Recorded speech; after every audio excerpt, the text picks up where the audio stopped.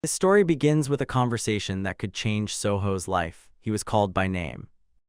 He asks what happened and in response hears he must lead the trade guild. Soho is confused why. The boy believes it is the interlocutor's legal right. He is the eldest son. The man at the table directly objects he is much more talented in this field. Response here. This was the very reason that allowed them to grow from a minor trade guild into one of the three greatest. The boy chooses his words, trying to explain why he does not want to hold such a high post. He wants, without holding back emotions, to shout that he likes having no responsibility. Instead, Soho says if he becomes head of the trade guild, he will have to attend the interlocutor whose face is barely visible in the dim light of the room, silently looks. Soho in response also directs his gaze at him. His eyes show stubbornness and unwilling. For a while, silence fell in the room. The man sat at a small table, clutching a cup of tea in his hand. Man's laughter cuts through the silence hanging in the room.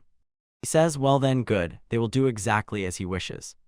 In the blaze of the fire, the head of a man impaled on a stick is eerily visible. Everything that Soho and his family had built for so long is being wiped off. The one who guarded him since childhood, his second brother, Mr. Chan from the Money Pavilion. The youngest son of the Silver Sea Trade Guild, and Soho, sat down, slumping against the wall. Gasping with rage, Hildegan accuses his son of bringing him shame. Approaching him, clutching a blade in his hand, is the head of the White Sky Trade Guild. Meanwhile, he has already come up to Soho, pressed the blade to his throat, and coldly whispered that he regrets. Namgun-kan replies that the higher leadership knows they are throwing a wrench in their business. The man asks wasn't it worth calming down a bit, with such money. Soho exclaims money, they simply couldn't withstand the competition due to their incompetence. The head of the White Sky Trade Guild, squinting his eyes, asks, what? Are throwing. Focusing the inner energy in his hand and trying to attack the opponent, Soho shouts, is he deaf? Namgun sharply kicks the boy in the chest, and he flies backward. The competition. Falling to his knees, he coughs, pressing his hands to his bruised chest. He raises his hand with the blade above his head and says, precisely because they are so dangerous. The boy's last thought was the painful feeling that everything was in vain. Could it be? Only now does repentance reach him if he had learned to fight from childhood. If their voice reaches the boy, someone is calling the young master. He opens his eyes. A very young boy sits at the table. Papers lie before him. He confusedly drops the pen from it. The man near the table says he understands that his health is not good, but on his Soho wipes his eye with his fist, confused what is happening. He is still alive. Meanwhile, the man continues speaking. He asked to review last year's harvest stocks and analyze the sum. The boy realizes that his vision is blurred. He can barely see and almost hears nothing. Meanwhile, a blurry figure of a man approaches him. He says that the head of the trade guild is in Soho's head. It suddenly flashed if he is still alive. Namgun. He steps aside in surprise and watches as the boy, missing, clumsily falls. The man hits him on the head with a stick and asks, hasn't he woken up yet? Nothing. The calmed boy listens to his sensations. That feeling seems familiar to him. Looking at the blurry face of the man in his eyes, he realizes that in front of him is. Suddenly it dawns on him this is the chief inspector of the Silver Sea Trade Guild. Grabbing his head with both hands, he thinks but the inspector has been dead for a long time. Sitting on the floor where he fell after the stick blow, the boy asks did he end up in hell? The chief, leaning toward the boy and looking him in the eyes, he said that in all the years he taught 3 young. Yuso Ak's voice rang so loudly that it could be heard even outside the house. He ordered. The boy sits on a chair. Next to it hangs a sign, chair for reflection. He thinks that he still remembers. He recalls that the analysis of last year's harvest was the first task he received when he started. Soho thinks, could his guess be correct? So loudly that it could be heard even outside the house. He calls an AM and freezes in anticipation. He recalls that he won't have to wait long. From somewhere above, a girl's head emerges. His bodyguard and Soho asks how old is he now? Even outside the house. He orders the boy to go. Calls an girl, jumps down to the floor and asks was he hit that hard? The boy just asked. Bodyguard replies that he turned 15 yesterday. And Soho looks at her with disbelief. The 15th, but he is 39. The bodyguard says at first he wanted to hit the chief inspector and now he's interested in age. The boy examines his palms in surprise. Elastic skin without a single blister. Has he become young again? Then she jumps up to the boy and asks what is the young master doing? The boy says confusedly but he died. Inspector, and now he's interested. Memories of death are so vivid. His family lay dead before him and the moment, as if he felt the cold metal again, his hand instantly grabbed his throat. The guard looks at him confused, and Soho thinks he has returned to the past. Suddenly, the crystal sconce on the wall lit up, illuminating the path ahead of him. The boy thinks he will never allow this again. AM asks what's wrong with his face. And Soho still remembers his past life and knows how to act here and now. Some thought suddenly knocks in his head, and he immediately stops himself now that he has thought about it. He addresses the bodyguard. She says he turned 15 yesterday. The girl confirms. Soho asks, so what year is it now? He tries to count something on his fingers. And he sighs, this is bad. The boy thinks there is only a week left until that incident. The boy whispered that they need to do something so that no one finds out about it. Yin Am asks what exactly. Something on his fingers. The girl is sure the young master has begun puberty. Soho protests. In the open case of two halves, a smoldering wick flickers. They're closing him, a voice sounds, is he sure? Person whose figure and face are hidden by a cloak with a hood carefully examined. He says that the youngest Soho began mastering trade. They say his bodyguard is a skilled martial art. The interlocutor again reminds about his question. He asked if that one could really do it. The man answers, why should he fear a child who is dying of illness? He cannot fight, he cannot. Hiding the case in his pocket, he says he has a plan for what to do with the bodyguard. He says without any hesitation, if something goes wrong, he will simply kill. The interlocutor, smirking, says that once the man served him as if to it. The man with the hidden face thoughtfully repeats, Master. Then he decisively says that the youngest member of the Silver Sea Trading Guild was destined to die young. Moonlight falls on his face, which looks more like a devil's mask. The man said he is certain the boy is waiting for his death right now while they are talking. Then he decisively says, snow is falling. Soho is sitting on the back of a strong and tall young man. The boy answers as she knows he is quite weak and needs to do physical exercise. Through the spyglass, the boy sees fruits hanging on a tree. A smile appears on Soho's lips. This is the best miraculous remedy that exists in genre. Drops of blood that fell on the floor gathered into a small puddle. Needs to do physical. In the wrecked room, flickering with fire reflections, a woman with 2 arrows in her back leaning on the boy, pleading. The woman answers that it is her duty and she lived for this. She is fine, so let him run. Armed men burst into the room. A shout rang out, here, catch them. In the wrecked room, the woman grabs the sword, preparing to fight off the warriors who attacked her, turns to the boy and says, you must survive. The boy thinks if he had to name 2 people in his whole life whom he trusts the most, one of them would be his body, and for another it was his servant Palgek, who is now suffering greatly. Peeking out from behind the huge snowdrift where they hid, Soho thinks what he is now searching for is. She asks, so what exactly are they looking for? Soho answers, over there, doesn't she? He points with his finger at the tree ahead, where fruits hang on one of the branches.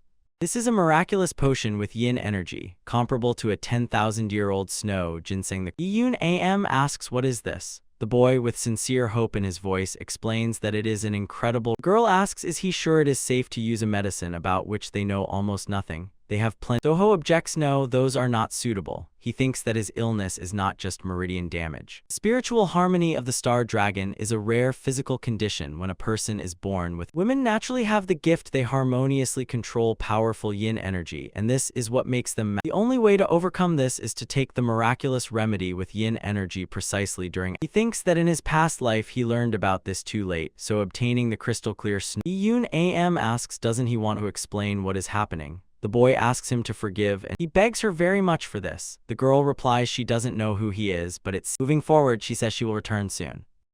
If he learned about this too late, so obtaining the crystal. Watching her leave, Soho thinks he can't say he will become stronger than her, but is. At this time, Yun Am stands under a tree looking at the plums. She sighs so high, then adds, a few days later.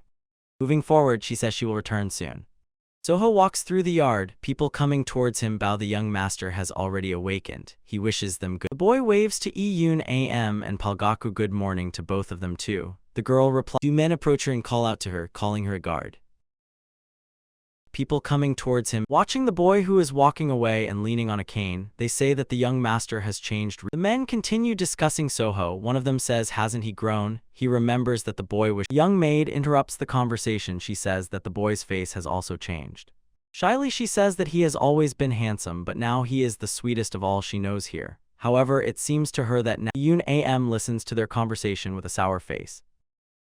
Young maid, then unable to bear it, she pats the girl on the back, outraged that they discuss the young master like. Yun Am thinks about how recently Soho drank a miraculous, but he ordered them to keep his transformation a secret. Yun Am says to Palgek walking behind her, of course he has changed. Just. Her companion said, well, as long as he is healthy. The girl said, if he. Sign hangs on the building, Money Pavilion. But he ordered them to keep his transformation a secret. Man in glasses is so surprised he can't even utter a word. Of course, he has. Looking at the piles of papers towering on the table, he stammers and asks, did the boy manage all? Seventh-rank employee of the money pavilion, Yi Changyi, looks at one sheet with Flash of memory ignited, how he learned this magic by deciphering ancient runes from that book. Soho feels that he acted not just as the younger son of the head of the Silver Sea. The boy mentally curses he should have pretended to be a novice more diligently. He had done this for so. When Noah was younger, he remembers how incredibly difficult it was for him to understand combined magic. Soho sighs, scolding himself for forgetfulness. The boy mentally curses. He asks, does Yi-chan, I want to say that he did everything quickly because he rushed. The man replies he really did everything too quickly. He recalls how that boy just a few days ago fell. Soho sighs again. He already understands what his interlocutor is thinking. The boy asks, does Yi-chan, I want to argue? The man curiously asks about what? Soho suggests immediately handing everything over to the chief inspector Yu So. Yi-chan I replies that he will make a fuss and asks, is the boy sure about his decision? The man, thinking that it is high time to teach the boy a lesson for his arrogance, agrees. Soho replies the loser will take care of all the paperwork left for today. The man. Noah watched him go, sadly thinking that they would never be able to understand each other. Yi-chan is boiling with indignation. Did this brat dare to mock him? Yet he agrees, great, it's a deal. Soho warns, just don't get scared. The man says he was the one employee of the money pavilion of the 9th rank. A Sin says they got too heated because of. Sin is offended after all, he is the senior here. To mock him. Voices of the disputants come from the house. They decide to go to the chief and Yuso-ak, sitting at the table, carefully reviews the papers. He asks Soho did he. Soho's face, standing behind Yi-chan, glows with joy, and the man realizes. He asks the chief inspector to look more closely at the papers. He is sure there is definitely. The chief inspector's stick falls on the man's head. Yuso-ak asks, does he wear glasses for fashion? Soho thinks the problem is not the man's skills, but the unrealistically high demands of the chief inspector. The boy's hand falls on Yi-chan's shoulder. He says he patiently awaits his dance. Soho abruptly leaves the room, ignoring the man's attempt to stop him. Glasses for. The door slammed shut behind him, but Yi-chan still does not take his eyes off it. Soho walks and joy simply radiates from her. Chanya's shoulder. He says someone's remark makes him stop. It seems he is in a good mood. To stop him. The one who called him continues. Everything he does only makes his parents and older brother worse. And Jinho, the second son of the head of the Silver Sea Trading Guild, spits insults at the boy with contempt. Before Soho's eyes appears his severed head against the backdrop of the fire's roar. The boy froze, a little embarrassed and confused. Only makes his parents and older brother worse. Tries to calm his brother's anger and quietly whispers his name. Insults at. But he is angrier than before. Why is he pretending to be so friendly? Do you? And Jinho says he was against the boy learning their trade. Their father will worry even more if he. Soho believes that his brother is not mistaken. And quietly whispers his name. And Jinho wants to know when Soho will finally go to see his father, and he should not be cunning. The young man angrily continues to reproach him. If you faint again like last time, I will finish you off. Soho, bowing politely, replies that he will be careful. His name. And Jinho wants. Brother looked at him suspiciously, then cut in that he does not like that guy. Soho approaches the door. Faint again like last time, I will finish you off. Soho bound. Boy froze in thought and does not hurry to open it. His name.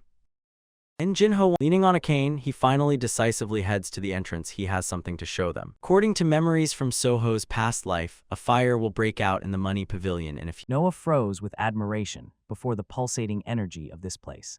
The fire took the life of another official in the pavilion, and all the documents burned. He recalls the remains of a small case they found at the fire site. Fire will break out, and everything pointed to one thing: someone had carefully planned this arson. Angry Yi-chan sits at the table with papers in his hand.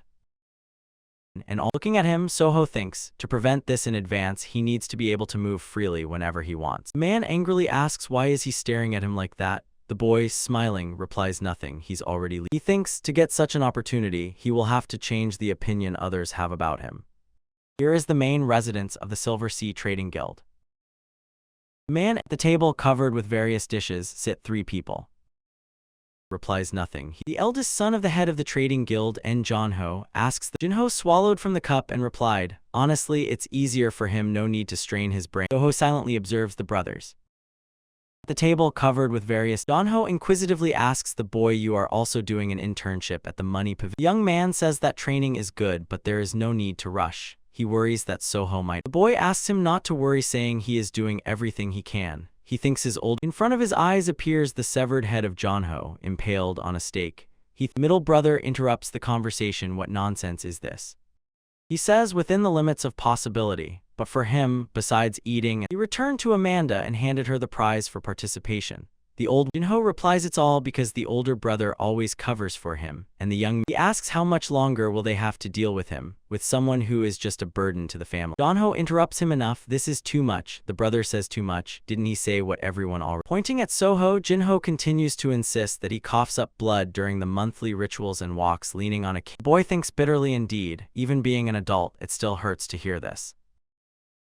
Jonho interrupts him. That's his problem, he has to solve it himself. Soho calls the middle brother by name. He sternly forbids him to address him that way. The boy agrees all right. He says that since the father is about to come. Turning back to the older brother, Soho asks him to calm down as well. The brother nods. Jongho asks himself what was that, although he always knew that the younger brother. The elderly merchant Edgar introduces his companions and offers Noah to tell the story of the city. Suddenly a voice sounds. The head is here. Jongho happily says he has returned. Soho looks a little confused. The elderly merchant Edgar. In his eyes, pain and joy have merged. Ahead is a meeting with his father. The man enters the room and approaches them. He says he has returned. The elder son greets him. He apologizes for being late. The meeting ran a bit long. The father addresses Soho. He says that the boy's face has turned red. Soho looks confused but still replies that he is fine. He thinks that his face turned red because in his past life he saw his father die. He seems to see in reality the exhausted face of his dying father, but now before him stands a completely vigorous person, the head of the trade guild, Silver Sea, and in his thoughts, Soho commands himself, pull yourself together. He rarely shows emotions like this. It's not like him. He persuades himself as if nothing has happened in this life yet. He needs to think about how to protect. For a few moments he leans forward, hiding his face from others' gazes. And he decisively raises his head and says that his father sees right through him. Actually, he really has. Everyone present looks at him, not hiding their surprise. For a few moments he leans forward. From the house comes the voice of N. Gilson. The man orders his son to sit. Soho asks does his father remember what they talked about before he started studying at. They recall how N. Gilson explained to his son, because he was born with. Soho asks, but is this really allowed? After all, someday he will have to become the head of the pavilion. Jinho is surprised. He asks himself, why is he suddenly saying such things? The other merchants froze in silence, unable to utter a word after his sudden brave declaration. The boy decisively says that he will take on all the duties, even the night shifts, just like. And Gilson says he does not allow it. Saying such things. Soho is stunned by his words. Utter a word after his sudden brave declaration. He asks, isn't the refusal too harsh? The father says what is not meant to be will not be. And Gilson explains that what he especially dislikes is the very thought that the son. He lands heavily on the road, ready to face the monster on his own.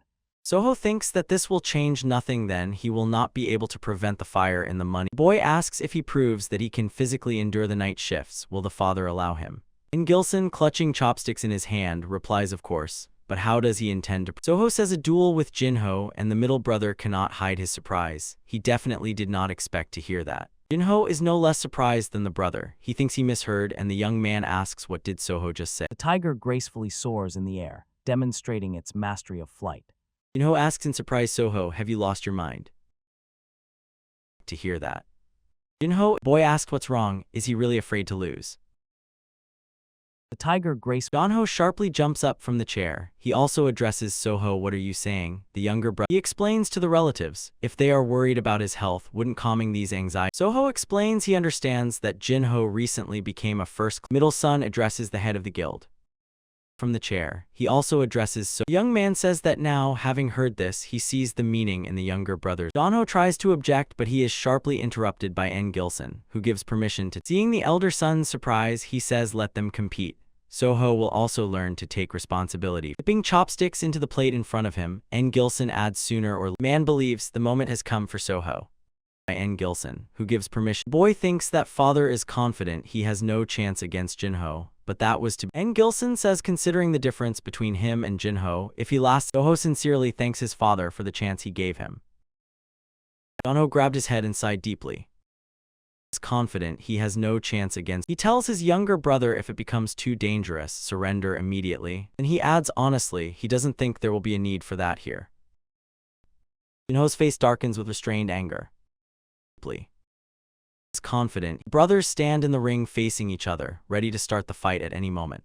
By the signaling drum with drumsticks in their hands, stand Palgak and Iyun. The female guard, pointing at the boy, asks in surprise, "And what is the young master doing?" Then he puts his index finger to his lips, signaling her to be quiet. Palgak puts his hand on the girl's shoulder and quietly assures her that everything will be fine, to which she replies. Jinho asks his father, "Aren't you worried?" The father smiles slyly and says, "Why should I be?" The elder son explains how Jinho, without hiding, looks down on Soho. He fears that his brother. When father says so, that is, he means that Jinho looks down on us. He suggests just to. Jinho looks down on his younger brother, who is leaning on a stick. Why should I be worried? Soho froze in tension and waits for the signal announcing the start of the battle. Enam does not understand what is happening, why suddenly a duel broke out between the. Remembering how Soho gestured for her to be silent, she thinks this guy doesn't care how it looks from the. Gilson orders to strike the drum. The guard timidly asks again what to do. The man pronounces almost syllable by syllable Barabin. He needs to be. Girl is confused, does not know what to do. Gestured for her to be silent, and she dares send she doesn't care. She hopes the young master will win. Enam. Jinho, holding the blade before him, contemptuously thinks about his younger brother, believing that. Looking at the boy who holds a weapon in one hand and leans on a stick with the other, he thinks that. Brothers look each other in the eyes. The gaze of the middle brother does not bode well. Jinho believes that today, as the older brother Soho, he will show him what reality is. Little Jinho hears laughter. Someone says that he cannot take his eyes off his. He reaches out his hand, and immediately a small hand reaches for it. Little brother. The boy turns to his father and says that the little brother is so tiny, and N. Gilson, placing his tiny Soho, lies in the crib. Someone says that he cannot take his eye. The boy clenches the blade in his hand, preparing to meet his brother's attack. Jinho, attacking him, mentally addresses N. Gilson. Why do I have to do this? He thinks he cannot do it but still strikes. The boy covers himself with the blade. Soho puzzles over what level he should fight his brother at. The boy uses a technique, the 12th form of the snow dragon sword. He leaves Jinho behind. And why? Middle brother cannot believe what has happened. Still strikes. The boy covers himself. Jungho looks with surprise, not believing his eyes. He should fight his brother at. Guard and servant by the drum gaped. Sword. He leaves Jinho. Soho's foot twists and he, losing balance, falls. What has happened? Getting up, he smiles guiltily and says that he used the step technique for the first time. That's. Jinho, angrily looking at his brother, thinks from books, lucky to dodge, is he. He again rushed at Soho, who was already on his feet. What has happened? But again he fails to hit the opponent. Step technique for the first time. Jungho is surprised. How can Soho, this boy, resist Jinho? Middle brother recalls the father's words. Soho's words should not be taken lightly. He would never compete. And Gilson is confident that the youngest son is the greatest genius in the entire history. The man also remembers those words, although he said them himself. He did not think the boy would turn out. He is stunned that Soho, who could not even keep his balance, resists Jinho, a first-class master. And Gilson thinks if the son studies under a true master, he can't wait to see how much. He admits that right now he is not concerned about Soho. He is much more worried about Jinho. From the mouth of the middle son bursts out, why can't he get in? The fight continues. Looking at Soho, the young man thinks. He entrusts Valerie with scouting who is ill in the capital, explaining that he wants to hone. The younger brother coughs, blood flows from his mouth onto the outstretched palm. Father says that from now on the chief inspector will teach him martial arts. He shyly objects that he would like to learn from his father, but the father replies that his brother is sick and Jinho must. A quiet moment of transition passes. Outstretched palm. On the chief inspector. In the young man's memory, the commotion around Soho lying in bed in critical condition. He stands aside and watches everything. Voices ring around. The bleeding must be stopped. What is the cause? Tears roll down the boy's eyes. It's because of him. Outstretched palm. On the chief inspector. Someone shows a bitten root and says that it seems the second young master mistakenly gave Soho. Tears stream from little Jinho's eyes like a river. He explains to his father that the man, without even looking at him, pushes him away with his hand. Jinho sinks to the floor and quietly calls for his dad, but he pays. N. Gilson rushes to Soho's bed and urgently asks about his son's condition. He is clenching his teeth and stepping forward resolutely. Jinho mentally addresses his brother. The brothers' blades crossed and their confrontation lasted for. Soho, looking the young man in the eyes and calling him brother, says that family can be difficult. The boy explains because this bond is closer than any other, they are doomed to carry deeply rooted enmity. Middle brother asks again what does he mean by that? And then pushing Soho away, he says that he has already heard this and he doesn't care. Jongho asks the bodyguard how much time is left. She, holding an hourglass, She announces that she is postponing talks about marriage and intends to investigate this family. Now he grips the sword in his hands, surrounded by a fiery aura. He says if the boy Father anxiously addressed his son, "What are you doing? Calm your feelings immediately." The middle son pays no attention to his shout. He rushes to Soho. The boy bitterly thinks about his brother's words, so it turns out to be nonsense. He knows absolutely nothing. Before his eyes emerges a burning house. The flames illuminate the figure of a person on their knees. With his own blood, he writes with his finger on parchment words addressed to Soho family. When forced to live with these thoughts, what he initially began to hate the person. He is his only younger brother, and he is not to blame for anything. In his last moments of life, Jinho begged forgiveness for making. Jinho attached a blood-stained piece of paper to the bird's claw. The bird rose above the fire-engulfed house, carrying the message. He is his own. Above his head, Jinho raised a sword, and he, bowing his head, says that he does not deserve forgiveness. At that very moment, the blade cuts off his head. A piece of paper to the bird's claw. Engulfed house. Looking at his approaching brother, clutching a sword in his hands, wrapped in a fiery aura, Soho falling onto the ring mat, he thinks they were too young and foolish. Everyone gasped in fear as Jinho's sword whistled over the puzzled young man stops. Did the brother lower the sword? Wrapped in a fiery aura. Soho sits down and says, maybe Jinho did add chi energy to the weapon. His hand involuntarily clenched into a fist, and the thought did not cease in his head. She adds that the adventurer Serena is currently at the volcano. Middle brother looks the boy straight in the eyes. Soho mentally addressed. Soho sits down and everyone watching the fight froze in astonishment. His hand involuntarily clenched. The hourglass in the guard's hands counted down the last grain of sand. Serena. She announces that time is up, and in these 10 minutes of battle no one has won. Though the young master is declared the winner, Soho's hand relaxes. His hand warning money pavilion. Counted down the last. Chief inspector reading papers asks Yi-Chanyi, so the young master won. He warns that no one should know. Yuso-ak laughs at his words, then says and the way he organized the documents. The chief inspector says he will definitely recommend him to his assistants and let him work 24 hours. Soho trains in the hall, holding a blade in his hand. He sharpens the movements that he remembered the time when after a sip of elixir from Jinho, he suddenly fell. He recalls the middle brother who looked at the fuss by his bed with horror.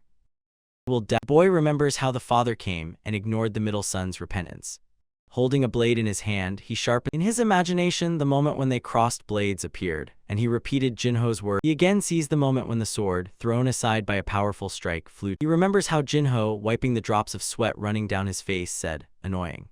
But what angers the middle brother the most is that alongside the anger, he also feels a young man asks the maid what is Soho doing now. She claps her hands anxiously. He says that the chief inspector took him with him. Jinho asks distrustfully, "Chief." Soho pressed his back against the wall. He has nowhere left to retreat. The anger. In front of him, with a manic gleam in his eyes, stands the chief inspector. Behind him, the boy confirms, "Yes, that's right. Is there something wrong with that?"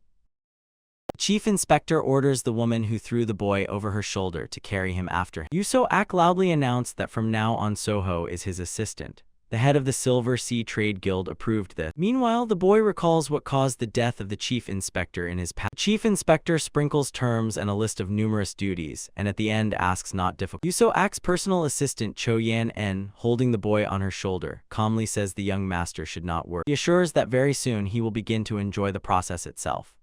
Blocking the woman's energy points and carefully lowering her to the ground, Soho, freeing her mouth, The boy is racking his brains over a plausible explanation because he thinks he will. He remembers well it will happen somewhere between the 3rd and 5th hour of the night to prevent the tragedy. But if he is forced to work as an assistant to this madman, he will not be able to get out. He can think whatever he wants, just not about this. Soho addresses the chief inspector. He remembers well it will happen. While his bodyguard drags Cho Yan-en to a more comfortable place, the boy he firmly says that there will be much more suitable candidates for the role of assistant. Soho does not calm down, bombarding Yuso-ak with arguments. He also heard that night. The chief inspector says he understands the intentions of the young master. The latter. Yuso-ak says that in that case the boy will take on both everyday tasks. The boy is rapidly fleeing from the money pavilion. A chase is pursuing him. An order. 3 days have passed. The boy carefully studies the duty schedule for today. The duty officers. Soho thinks that the incident happened on the night of Yi-Chanyi's duty. He is glad he remembered. The problem is that he terribly wants to sleep. from the money pavilion. A chase is pursuing him. An order. It seems to him that every day he exceeds his own limits. He could not have imagined that the boy believes that thanks to the inner energy of the crystal clear snowy plum, he quickly when this ends, I need to get out of here immediately, the boy decides. His boy turned to Yi Chanyi and he willingly responded, but without taking his eyes off studying. Soho says that today on duty, he is counting precisely on him. To the inner, he replies that he himself is counting on this boy. When this ends, I need to get out of here immediately. The boy sitting behind the ledger book thinks that he needs somehow to safely get through tonight. Yi Chanyi suggests before starting the duty to drink some tea. He places the teapot and Soho asks and he himself won't drink tea. The other replies that he is fine. They sit at tables opposite each other, immersed in work. Somehow the boy calls Yi Chanyi and he immediately responds yes. Teapot and Soho asks doesn't he want to say something to him. Replies that he is fine. The man answers simply, he doesn't understand what it's about. He gets up from the table and says he will go on a round. The boy asks alone.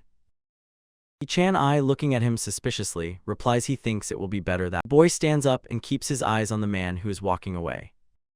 He calls the bodyguard and wonders he was sure she was sleeping.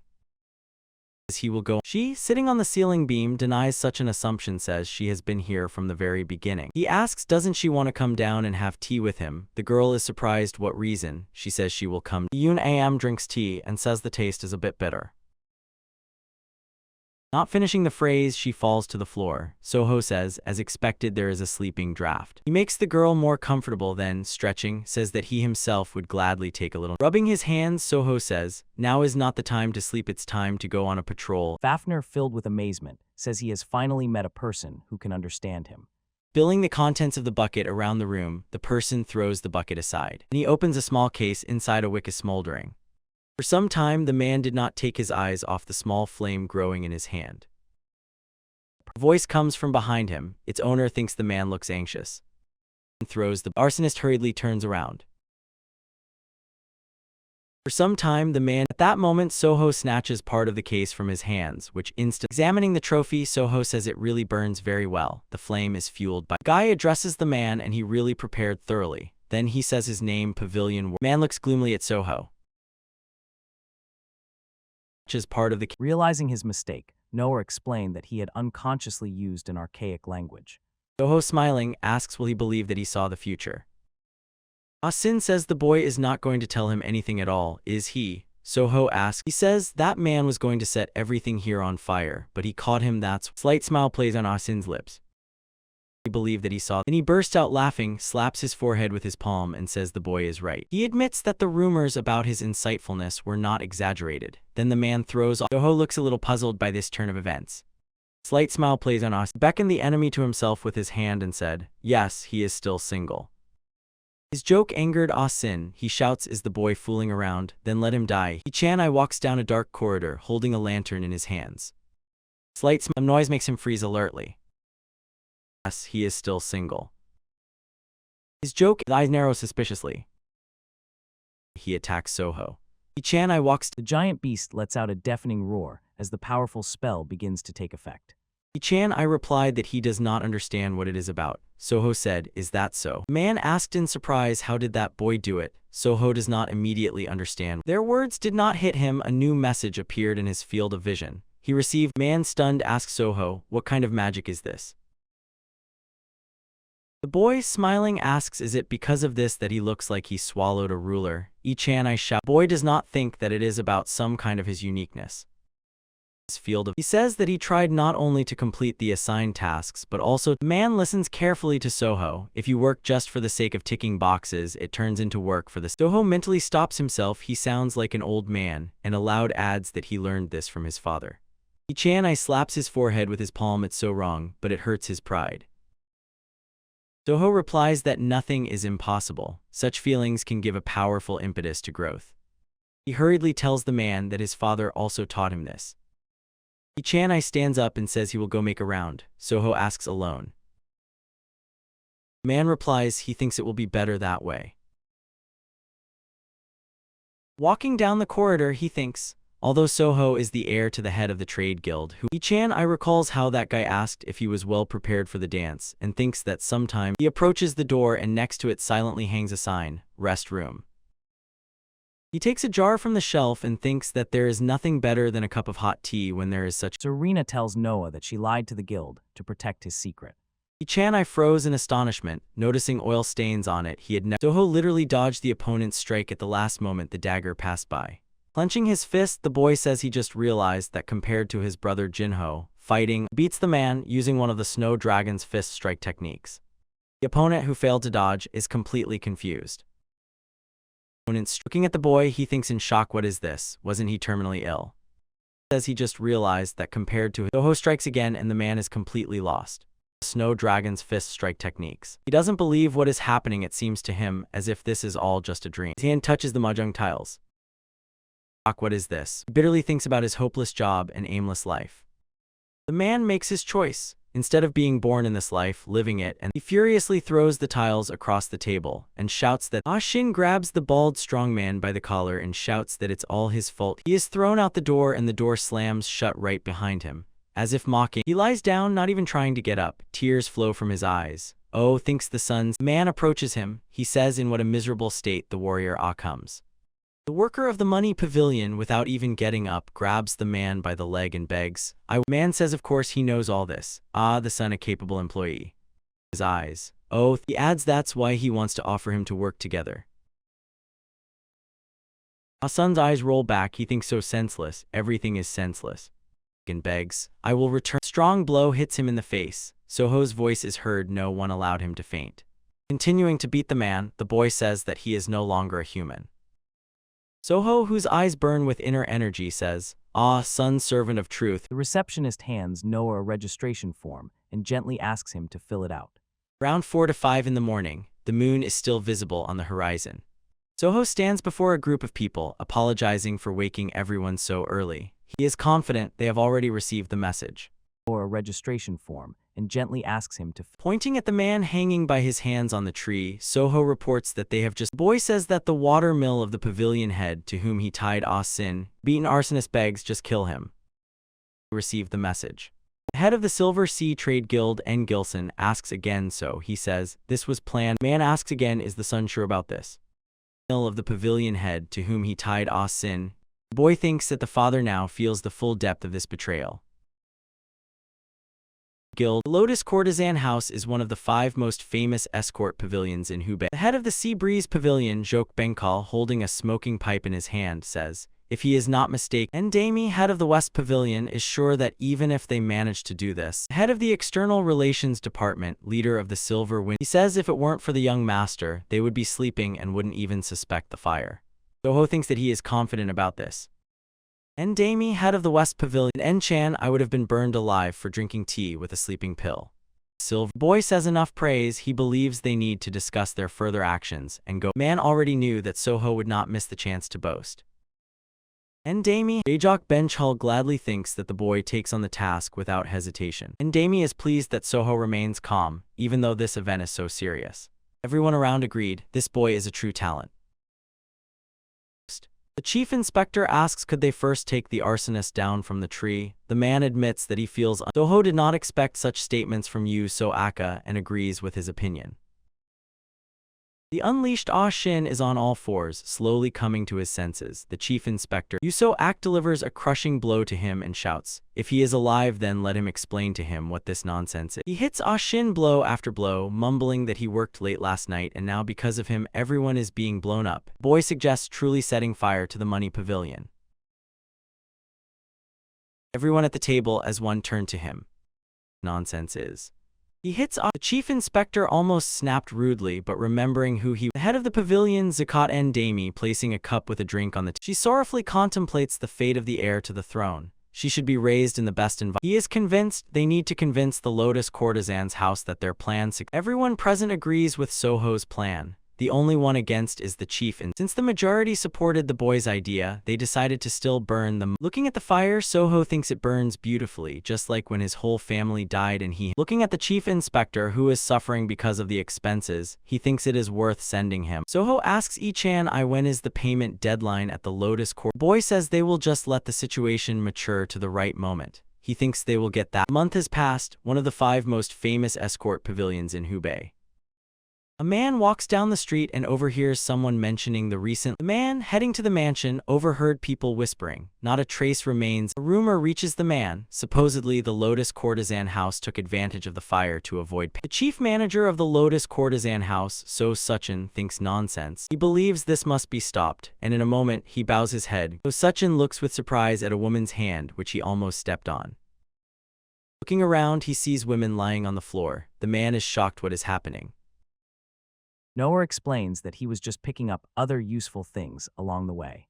So Suchin indignantly asks, did he raise his hand against a geisha again? The interlocutor just waves his hand disdainfully and asks to be spared this. A carelessly dressed head of the Lotus Courtesan House, Beek Bok, slouches in his chair and the manager's face darkens. In his thoughts he insults Pek Bok and thinks that he should have resigned. He says he has learned that the head of the house does not intend to repay the debt to the Silver Sea. Pek Bok silently listens to So Suchin.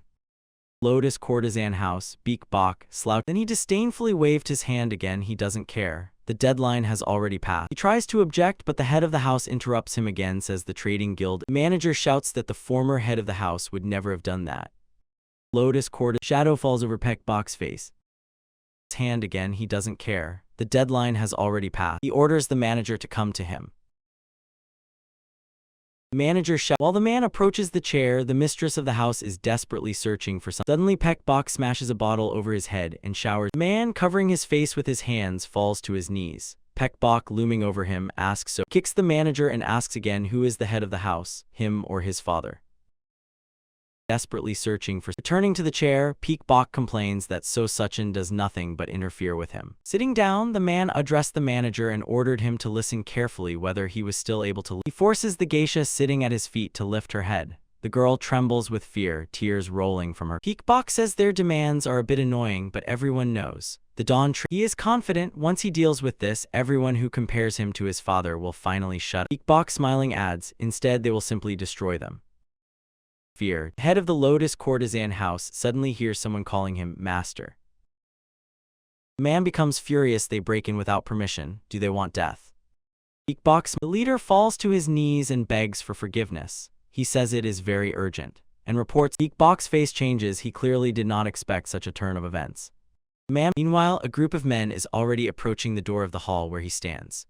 And Gilson was stunned. No one stopped them, although they came uninvited. So the boy's hand rested on the door leaf, and he adds that the Lotus Courtesan House is just an example of how not to. He decides that they will just enter and slightly opens the door.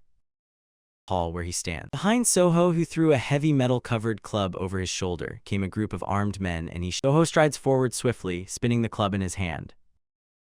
The bodyguard following him does not understand why the boy is so happy. Soho kicks the door into the hall. The others follow him. From the threshold, the boy demands their father enam, and the rest of the companions look at the boy. Head of the Lotus Courtesan House, Pek Bok asks who is he. Does not. The boy's gaze slowly descends from him downward. All the others follow him. From the threshold, he sees at his feet lies a beaten woman. And the rest of the companions look at his face becomes stern. He addresses the bodyguard in am. The girl helps the geisha to stand up. Soho slowly approaches them. Throwing the club over his shoulder, he continues, and it turned out that Pek Bok is a hopeless and Soho asks himself, wouldn't the late master of the house be proud of him, as he himself thinks. He grabs the sword and descends from the elevation where his chair stands. Pek Bok presses the sword to the boy, who calmly waits to see what will happen next.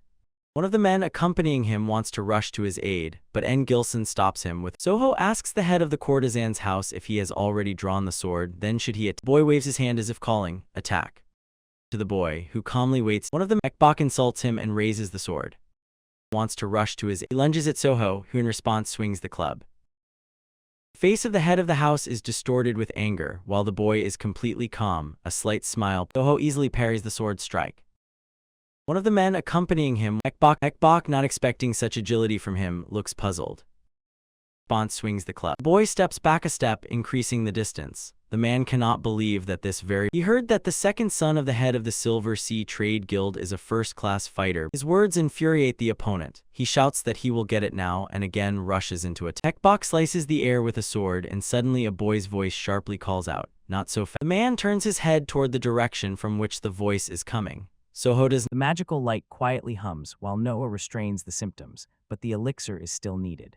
Beek Bok, having dropped the sword, rapidly approaches the floor. Suddenly, he remembers that he and Merc had already met. Voice is coming. Soho does not. Soho, looking at him, says thoughtfully, "What a loud sound. Does he have a completely empty head?" Before Peckbok's eyes is a murky veil. He can barely see the face of Lean. Guard slaps the man on the cheeks with her palm, demanding that he stand up. What is the first thing the head of the house, who came to his senses, sees is the face of the chief inspector of Peckbok. Shouts and tries to jump to his feet.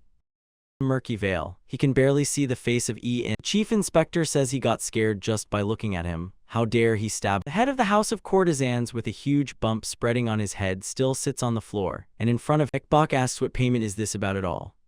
We see the face of Papers fly into his face, thrown by a strong hand. Got scared just by looking at. They fall to the floor with a crash. Soho explains here are the records of all. The guy spreads his hands, holding a club in one of them, and says, according to the contract, this beaten Peckbok does not give up. Holding one of the documents in his hands, he says. Soho silently listens as the man protests. The head of the house says he knows. Guard says this is disgusting. The chief inspector, pulling a knife from his sleeve, says he can no longer. Club falls to the floor with a loud crash. The guy's voice sounds forgery. Is that what he? Soho brings the document right under Peckbok's nose and advises him to open his eye. The guy is curious. What is he going to do if this is not a forgery? He understands nothing after all. He heard them talking about the loss of all. Peckbok, staring at the document, thinks, Nathi said the work was done. Did they lie to him? But why? Soho says creak creak. The man asks what is he doing.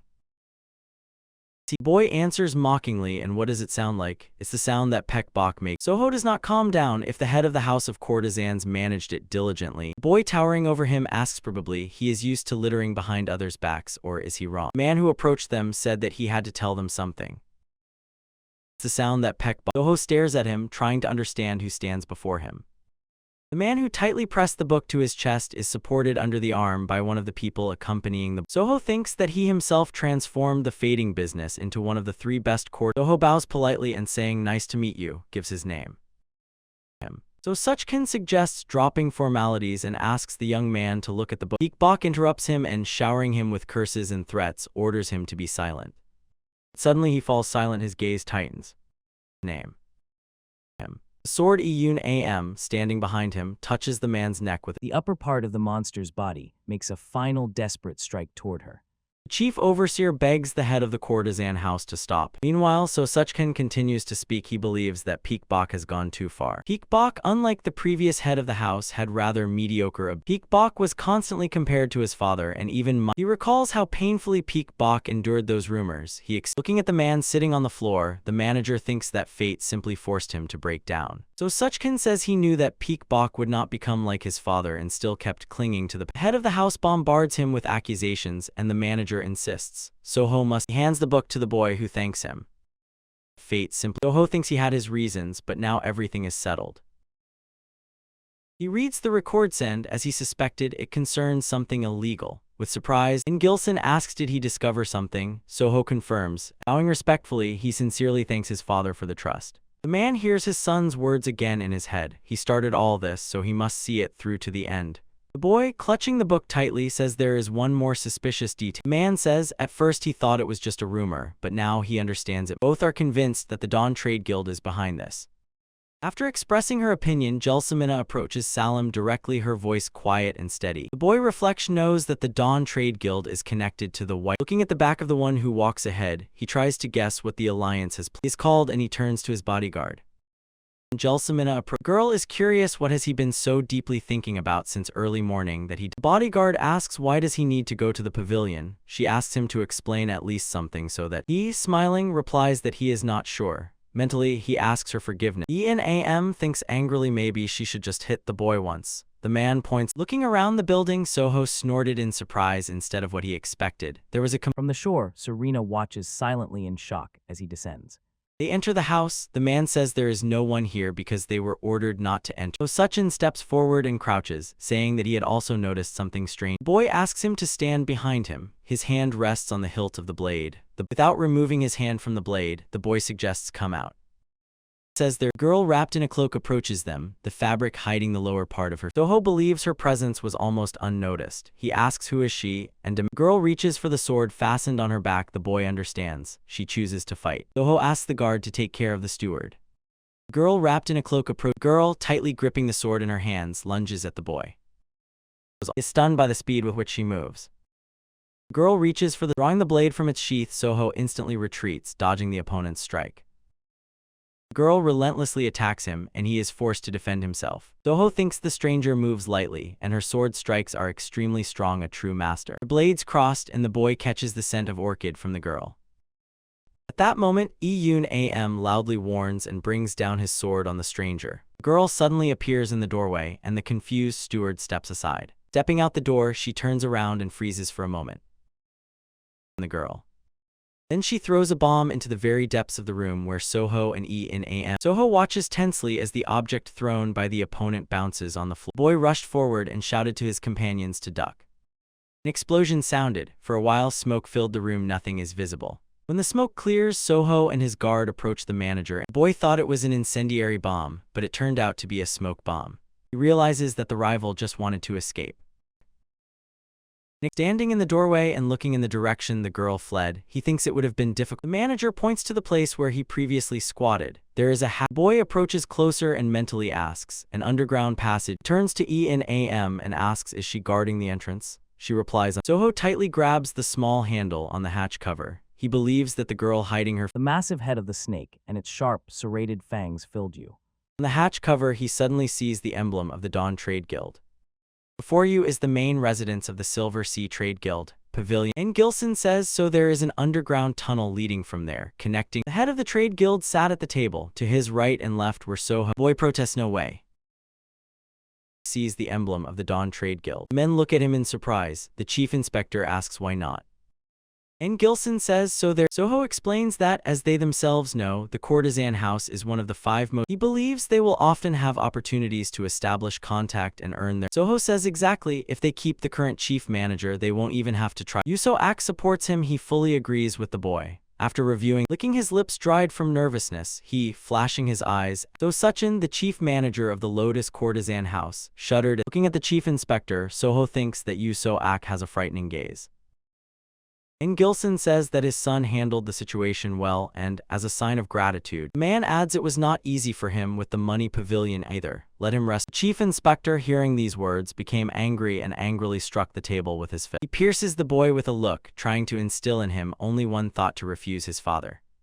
And Gilson, grabbing his head with his hand, tells his son that he will deal with. The boy is already in the corridor, but Yuso Ak, who jumped into the doorway, passing by the bodyguard. Soho, shrugging his shoulders, says that this gives him goosebumps. He is like. Soho refuses, asks her to forget what she heard and follow him, and the girl is. He cannot take his thoughts away from the hatch with the emblem of the Dawn Trade Guild. Soho thinks they completely fooled those scoundrels from the Alliance. And Soho remembers that girl, her face was hidden behind a mask. If only they had. The guy tells the bodyguard that they will not tell the father about what happened. He cannot get the image of that stranger out of his head. He is sure she is a martial arts master, and Soho feels that he needs to visit his teacher from a past life. Perhaps. The guy stops and turns to the bodyguard. He asks what is. Soho muttered a curse. It's today after all. He cannot get the image of that stranger out of his. Boy is wildly rushing through the bamboo grove. Behind him chase Eun. In the boy's head, only one thought: Beach cannot be late. Today, the teacher's eldest son. With a heavy heart, she told Salim and Juliet Janey that she had to take a leave. Girl replies, good. The doctor barely keeps up with them. Through the bamboo grove, Soho rushed forward. No one expected that the elder son, playing with his young scream, reaches the boy brother. Eldest son will die, and he immediately rushed to the place from where the voice came. The boy lies in the clearing. A sharp tip of a bamboo shoot protrudes from his body. The younger brother tries with his hands to stop the blood flowing from the wound. In despair, he shouts, anyone, please help. The eldest son will die in an act. He immediately. Soho freezes and listens carefully to understand where the scream is coming from.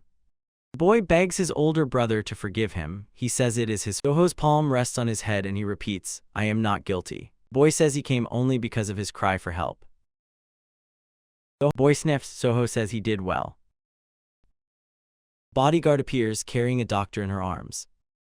While the doctor examines the wound, Soho tries to calm the boy by holding him. Patting him on the back, he quietly mutters, that's right, everything is fine, everything is in order. He is glad that they made it on time and offers prayers to God.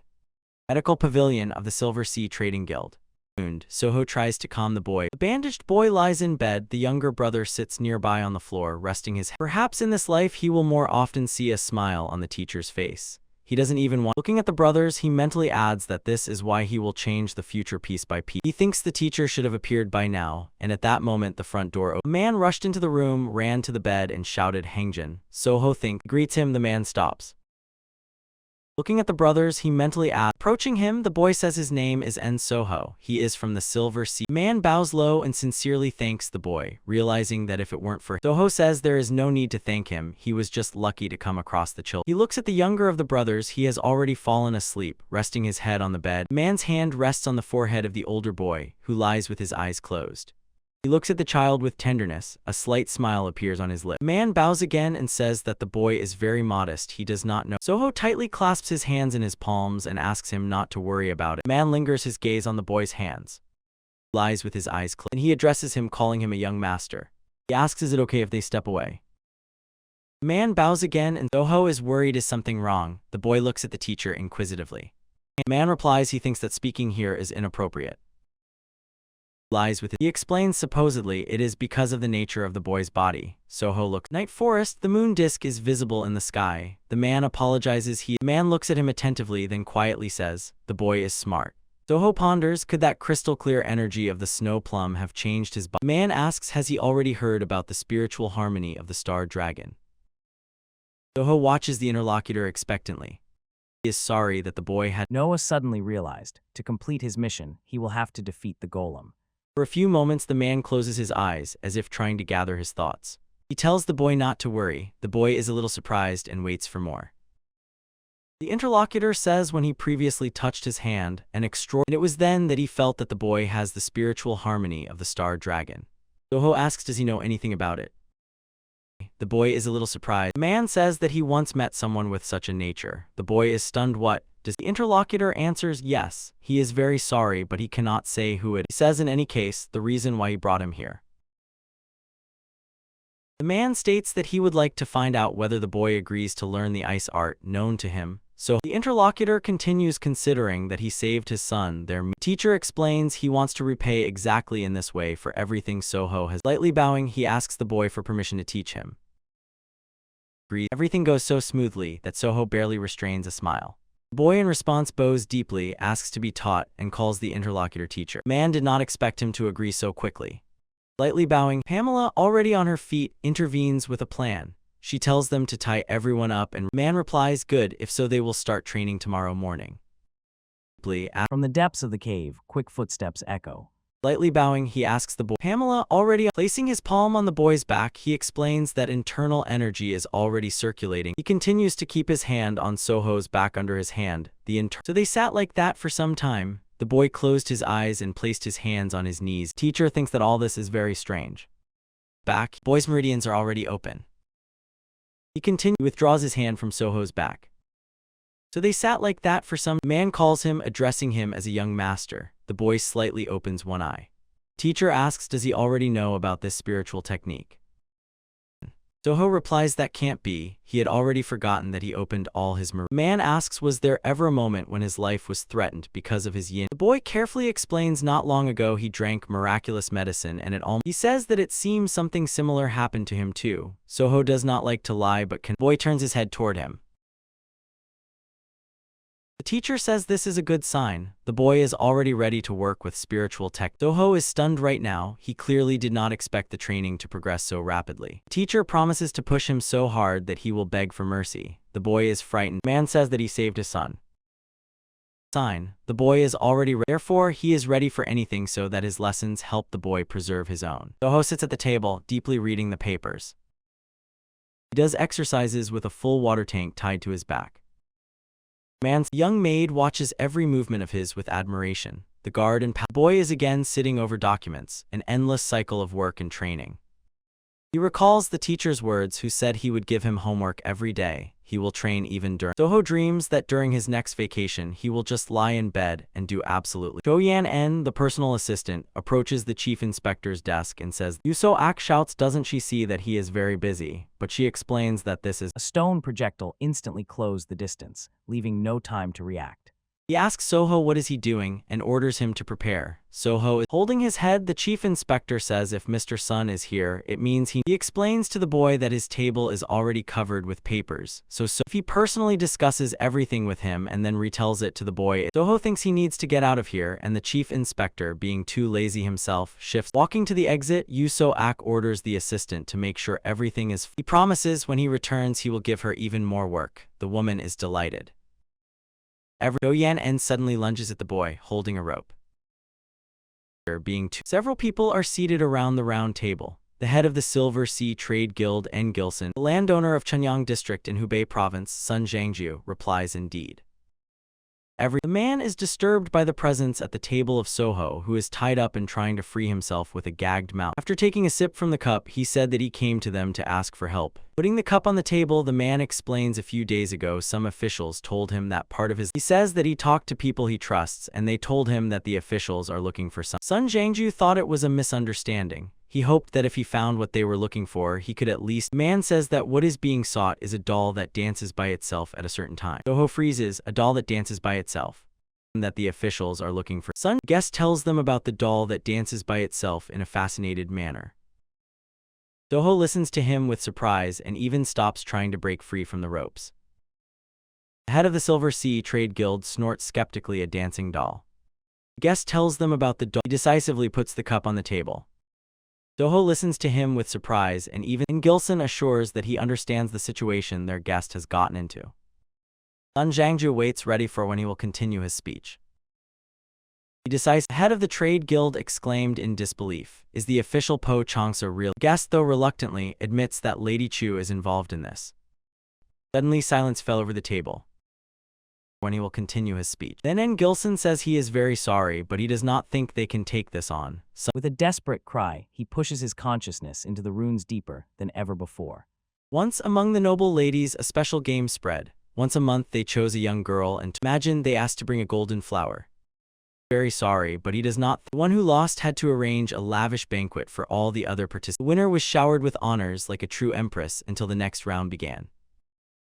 The woman who invented and organized this game was Lady Chu, the wife of Po Changsa. He whispers, not believing it, while the guardian golem stands completely unharmed. The game began as a fleeting and innocent pastime. The next round began. Then everything descended into a mad competition that even harmed ordinary people. At that time, the boy could not understand why the upper echelons of. The guest indignantly says that he has been unfairly slandered.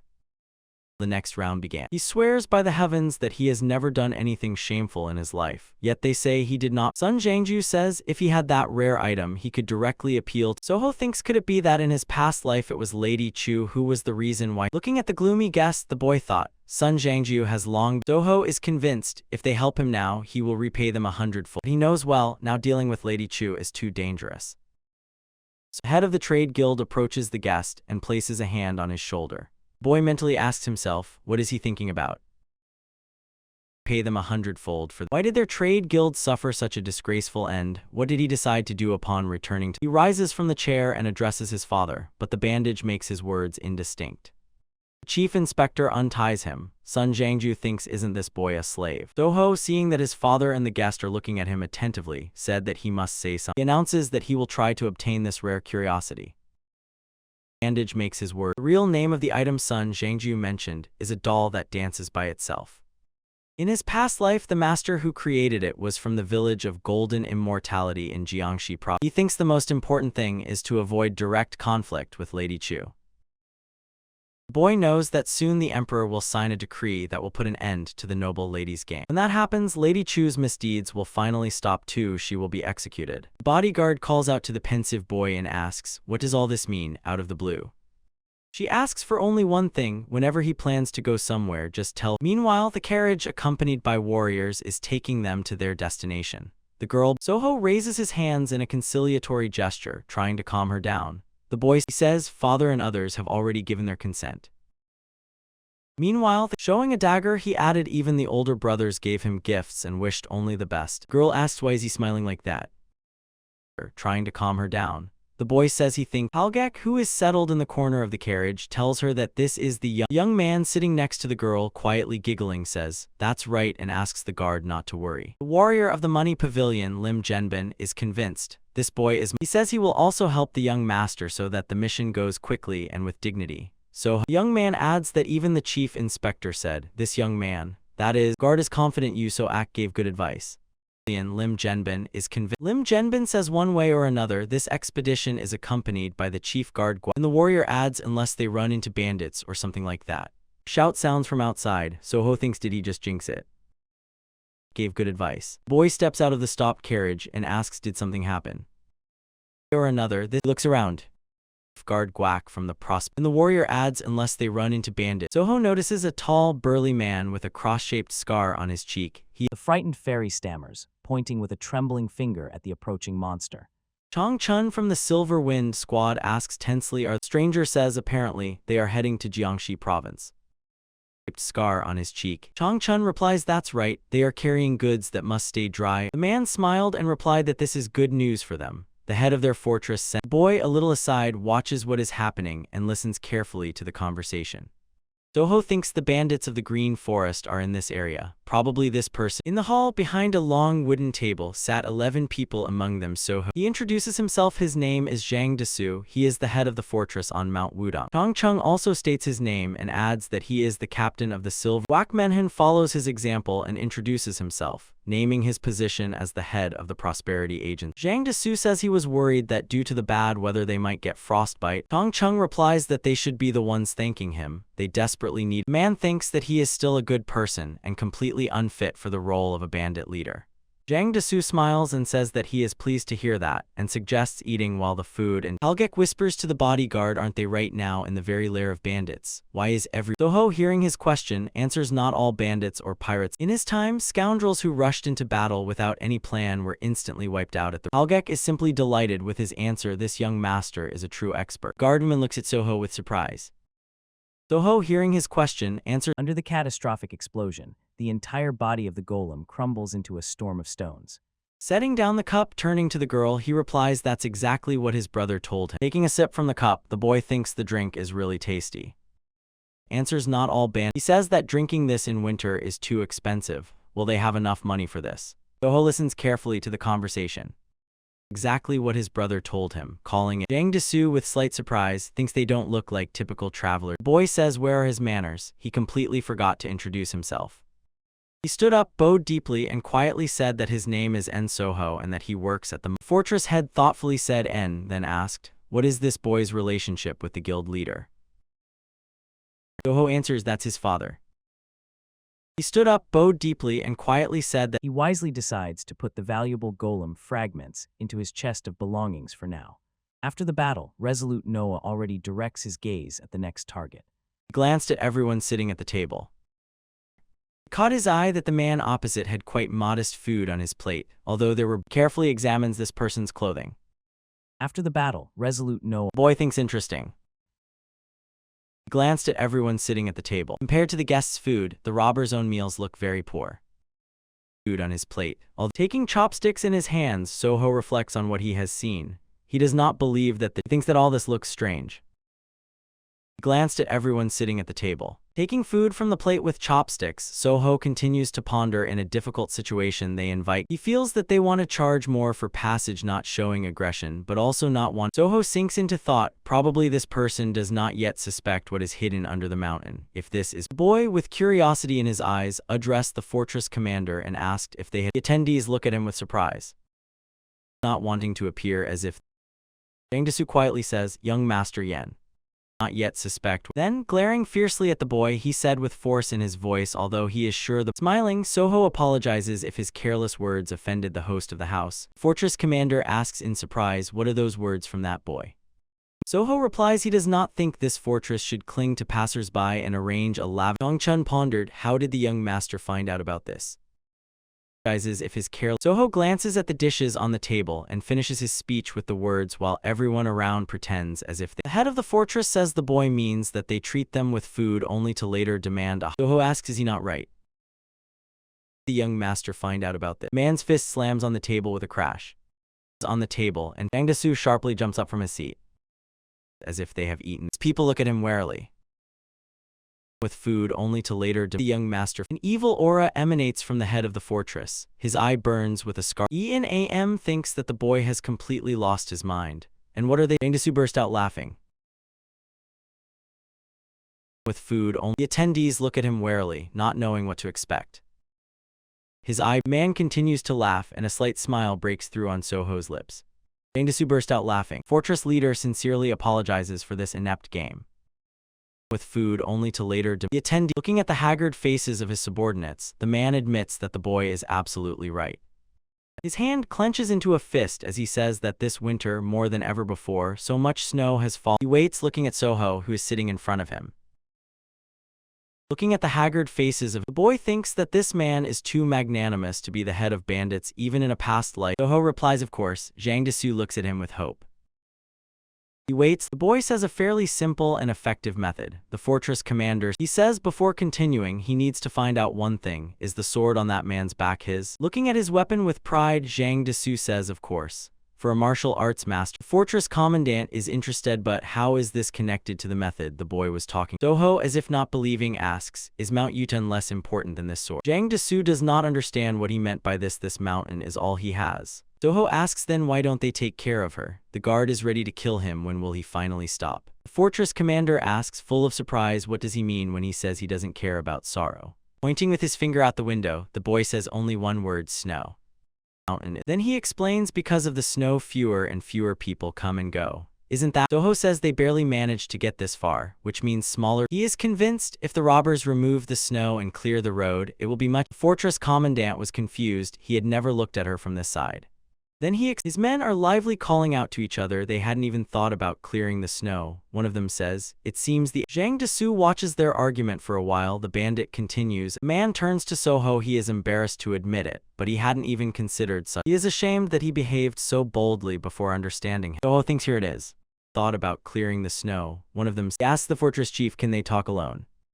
The man turns to with a crazy hope in his eyes. He reports that there is something that would greatly help. Standing on a cliff next to Jang Da-soo, Soho gazes at the fortress sprawling at its foot. He tells that he founded the camp here because he fell in love with this landscape. The fortress chief continues, since the boy asked to talk alone, he decides the boy is curious, how much does he know about spiritual plants? He answers, not that much to be honest, but where does it lead?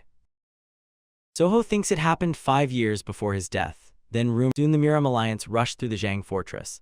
Alone, he decided in a matter of days they seized the monopoly on growing spiritual herbs on the mountain. In a dreamy space, she whispered to Carla to be sure to thank Noah later. The boy addresses the head of the fortress. The Zhang fortress. Alone, he enthusiastically tells him that here on Mount Yutan, precious spiritual herbs grow everywhere.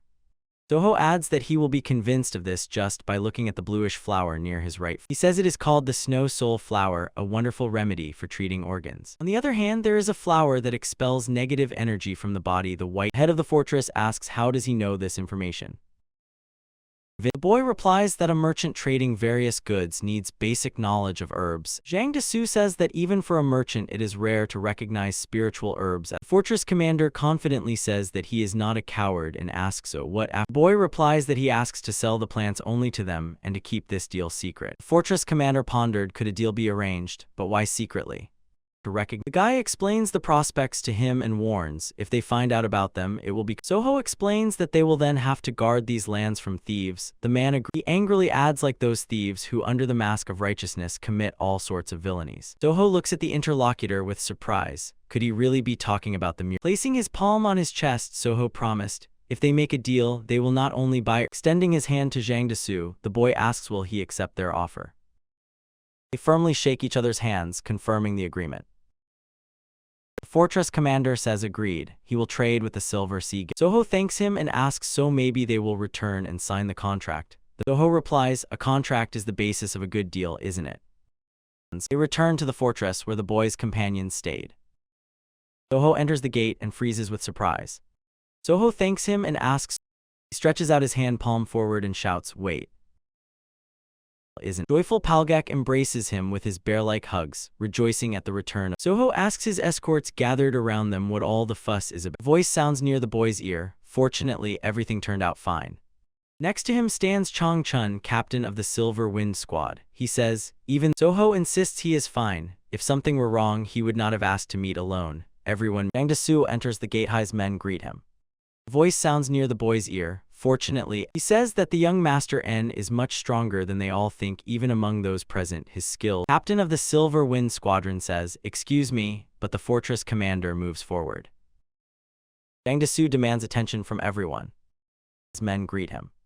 Voice man says from today they accept En Soho from the Silver Sea Trade Guild as an honor. He demands that the boy and his companions be treated with special hospitality. Soho looks a little. The fortress commander says he does not want to be considered a shameless person who took a bribe from the one who saved. Soho extends his hand. The bodyguard carefully places a pouch of money into it. Seeing her surprised look, he extends the money to the head of the fortress and says, if he feels awkward taking it, let him consider. Jang Da-soo snorted. He really needs to win everywhere, right? Well, alright, he will gladly accept it. Soho extends the pouch to the man. Seeing her surprised look, he says he cannot just leave. The boy turned to his companions and said, well then, if they are in a hurry, it's Jang Da-soo believes that the younger son of the head of the Silver Sea Trade Guild. He suddenly reminded the fortress head of an old friend. Look, man dives into memories and stands, unable to take his eyes off the burning house. The warrior shakes him by the shoulder and demands that he come to his senses. He says that, taking the sword from him, the warrior says that from now on he will have to hide his combat skills from them, which means, looking him in the eyes, the warrior says demanding, he must survive. The warrior shakes him by the shoulder. The very young Jang Da-soo with a fresh scar in his eye looks at him confused. The warrior adds, no matter what. Jang Da-soo, now grown up, mentally addresses that warrior now that he has met a young boy as brave. Fortress commander watches the guests as they depart. Shoulder and demands that he raises his face to the sun, and a slight smile appears on his lips. He continues the As he sets off, they ask him to visit the forest once more, and he warmly promises to do so. Soho, resting his head on his hand, admires the beauty of nature, looking out the carriage window. Soho looks around. He finds himself in some strange emptiness. The boy does not understand where he is. He cautiously looks back. Promises to do so. Soho, near his feet lie the fragments of a broken doll that can dance. Carriage window. He wonders, why is she here? Suddenly some sound reaches him, either a sigh or a moan. The boy understands there is someone else here. Soho, resting his head on his ears, he sees lying bodies near which a small figure is hunched and crying, calling for mom and dad. The boy Soho approaches him and asks anxiously, are you okay? The boy, suddenly a child's hand stained with blood grabs the edge of his kaftan. Near his feet lie the child stretches out his hands to him and begs, this time save him. Mom and dad, the boy thinks. Soho wakes up in bed and somewhere someone calls him, calling him a young master. Suddenly, turning his head, he sees Palgek kneeling by his bed. The servant asks, is he all right? The steps are heard behind Palgek. Mom and dad, the boy thinks. Soho wakes. The room suddenly appears E&am. She asks, did you have a nightmare? Sitting up in bed, the boy reassures them everything is fine, just a bad dream. He feels that he urgently needs to find this child. It's terrifying even to imagine what will happen if he doesn't. Guard says that lately he hasn't been sparing himself at all, and all this is only for the sake. Soho smiling replies, probably. Lowering his feet to the floor, he says, but if they succeed, they will be in a big plus. UNIC NOAA asks about his adventure rank and the dragon perched on his shoulder. Soho adds they need to find the creator of the doll. Soho smiling replies, probably. It was already the third day since he arrived in the village of Golden Immortality. Soho, watching Palgek buy sweets, baked apples on skewers, the boy mentally thanks the teacher, and Soho sighs he still hasn't found the master. Creator of the doll. Soho smiling replies, as it turned out, the master lived right here, in the village of Golden Immortality. There was even a hint that he was in the house. He notices with surprise that polonias grow near almost every house. Teacher. While Palgek savors the sweets, the guard looks suspiciously at the boy, and Soho thinks that one should look around more carefully. Golden Immortality. He feels that someone is watching them. Every house. Teacher. Again, he feels someone's gaze on him. Only a rumor about his arrival in the village of Soho understands they are afraid that the Silver Sea might disrupt their trade routes. The guard says it seems they are. The boy reflects it's understandable, but the anxiety does not subside. He already does not give himself. His gaze falls on Palgek. He thinks that first they need to deal with the spies. Soho says to the servant it seems. Palgek persistently turns his head in all directions. He replies that's right, even though they see them. Soho suggests then maybe today they will take a walk in that direction. The servant agrees. The boy and the servant instantly rush to run. The girl shouts after them, "Don't hurry." All three sit on the curb. Palgak finishes eating the treat, and Soho and Enam catch. The girl says it seems they managed to shake them off. Today they will take a walk in the boy and the servant. Palgak does not hide his surprise, so they were being followed. The young master also knew about it. Cry of thief reached them, and the boy instantly turned toward the noise. Girl says it seems they managed to shake them off. They see a man trying to catch another man who has a wallet in his hands. The pursuer curses. Man being chased rushes past Soho and his companions. Boy hesitates for a moment. The noise. Girl says it seems. Then he plucks an apple from the stick held by Palgak and says he will borrow it for a sec. He infuses it with internal energy, the divine art of the ice sea of the great yin. Soho recalls how his teacher, showing him his sword, explained, "When you gain experience, an icy aura emanates from the man's sword." Says he will borrow it for a second. He infuses it with internal. Soho's hand is an apple infused with yin energy. Soho he thinks just a little, but that will be enough. In experience, you will be able to. An icy aura emanates. Boy throws the apple with all his might toward the direction the thief is fleeing. It rolls under the man's feet. He steps on it and falls to the ground. Pursuer rushes straight at him. He thinks just a little, but that will be enough. Man looks at the apple lying on the ground and asks, "Who left it here?" Soho leaned over him, sternly demanding that he return the wallet. The girl stands nearby, armed. The servant literally snatches the stolen wallet from the hands of the man who is already sitting on the ground. The boy laughs. He is pleasant to deal with, and behind his back, the man who chased Soho returns his property to him, and the man sincerely thanks the boy, demanding that he return the wallet. Pointing to the thief held by Palgak, Soho says that he will be taken to the guard, and that man. But he is in no hurry to leave. He asks won't they visit him for tea. He will feel terrible if he left. Soho replies that he did nothing special, and there is no need to call him a rescuer. But noticing how the man's eyes lit up with gratitude, the boy says that they will. Huge streams of fire burst out, swirling around him instead of attacking her directly. A little girl and a boy slightly older than her run out of the house. They joyfully greet their father. The children tightly embrace the man. He, pressing them to himself, asks did they have. Looking around, he explains to the guests that these are his children, and then orders his son and daughter to. They greet Soho. He is stunned. Why? Wait a minute. The house. They joyfully greet. This is the house with the Paulownia tree, and this boy whom he saw in a dream. Soho, sitting at the table, whispered, "This child, could he really be the doll maker?" The boy agrees. Well, it seems there is nothing better than a direct approach. The boy very much. His thoughts are interrupted by the sound of the door opening. At the threshold, holding a tray in his hands, the master of the house appears and, placing the tray with cups of tea on the table, the man apologizes to them for not being able to offer anything. Soho, taking a cup, says there is no need to apologize, adds that the tea has a rich, intense. Putting the tray on the table, he says that he has not introduced himself yet. Bowing deeply, he says that he lives here in the village of Golden Immortality. Soho approaches him and says that anyone in his place would have done the same. If the man can. He asks the homeowner what are his children's names. He says that he has not introduced. He says the elder son's name is Gunmill and the daughter's is Gunray. The boy thinks that it is also time for him to introduce himself. He says that his name. Gundui, looking at the guest's rich attire, says he seems to him. Soho objects. No, not at all. Introduced himself yet. Compared to him, a simple merchant Gundui, a father raising 2 children, deserves much. Soho tells the surprised man who is struck by his words that he himself is. They stand in the open doorway and look into the yard. The man replies, indeed, this is not an easy. The boy says it may seem presumptuous, but seeing children shining with joy, he would say that the man has already done. He asks the children, did you make this? The girl replies that her brother made this thing. She adds that he made. The boy's eyes flashed with admiration. It's the Takanka self-propelled. The boy, he takes the toy in his hands and examines it carefully. Slightly rough. Soho nostalgically recalls that such toys were once wildly liked by rich children. He could not believe that a child could do such a thing. It's the Takanka self-propelled.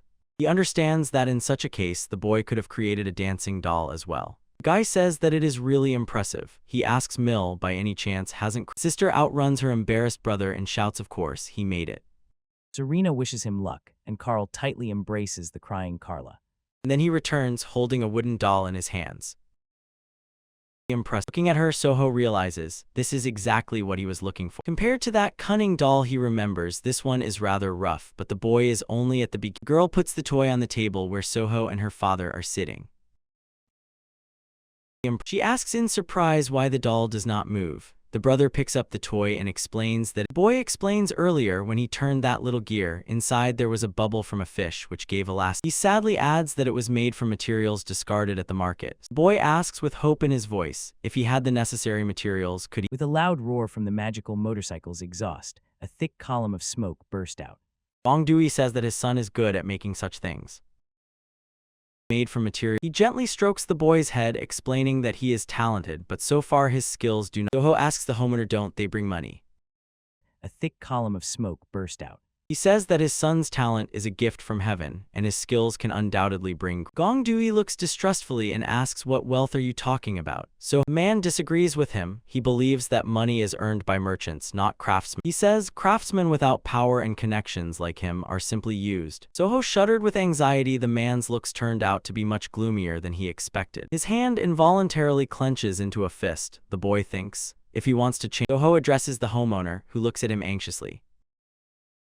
As the boy asks what share of the sales from his ceramics does he receive, he replies, Soho says if he allows him to sign a contract with his son, he will give him 40%. Gong Dui froze in surprise. 40%? Why is he offering his child so much? Soho's face darkened as he expected. The man is not good at making quick decisions. Soho says the matter is serious, so let him think it over well.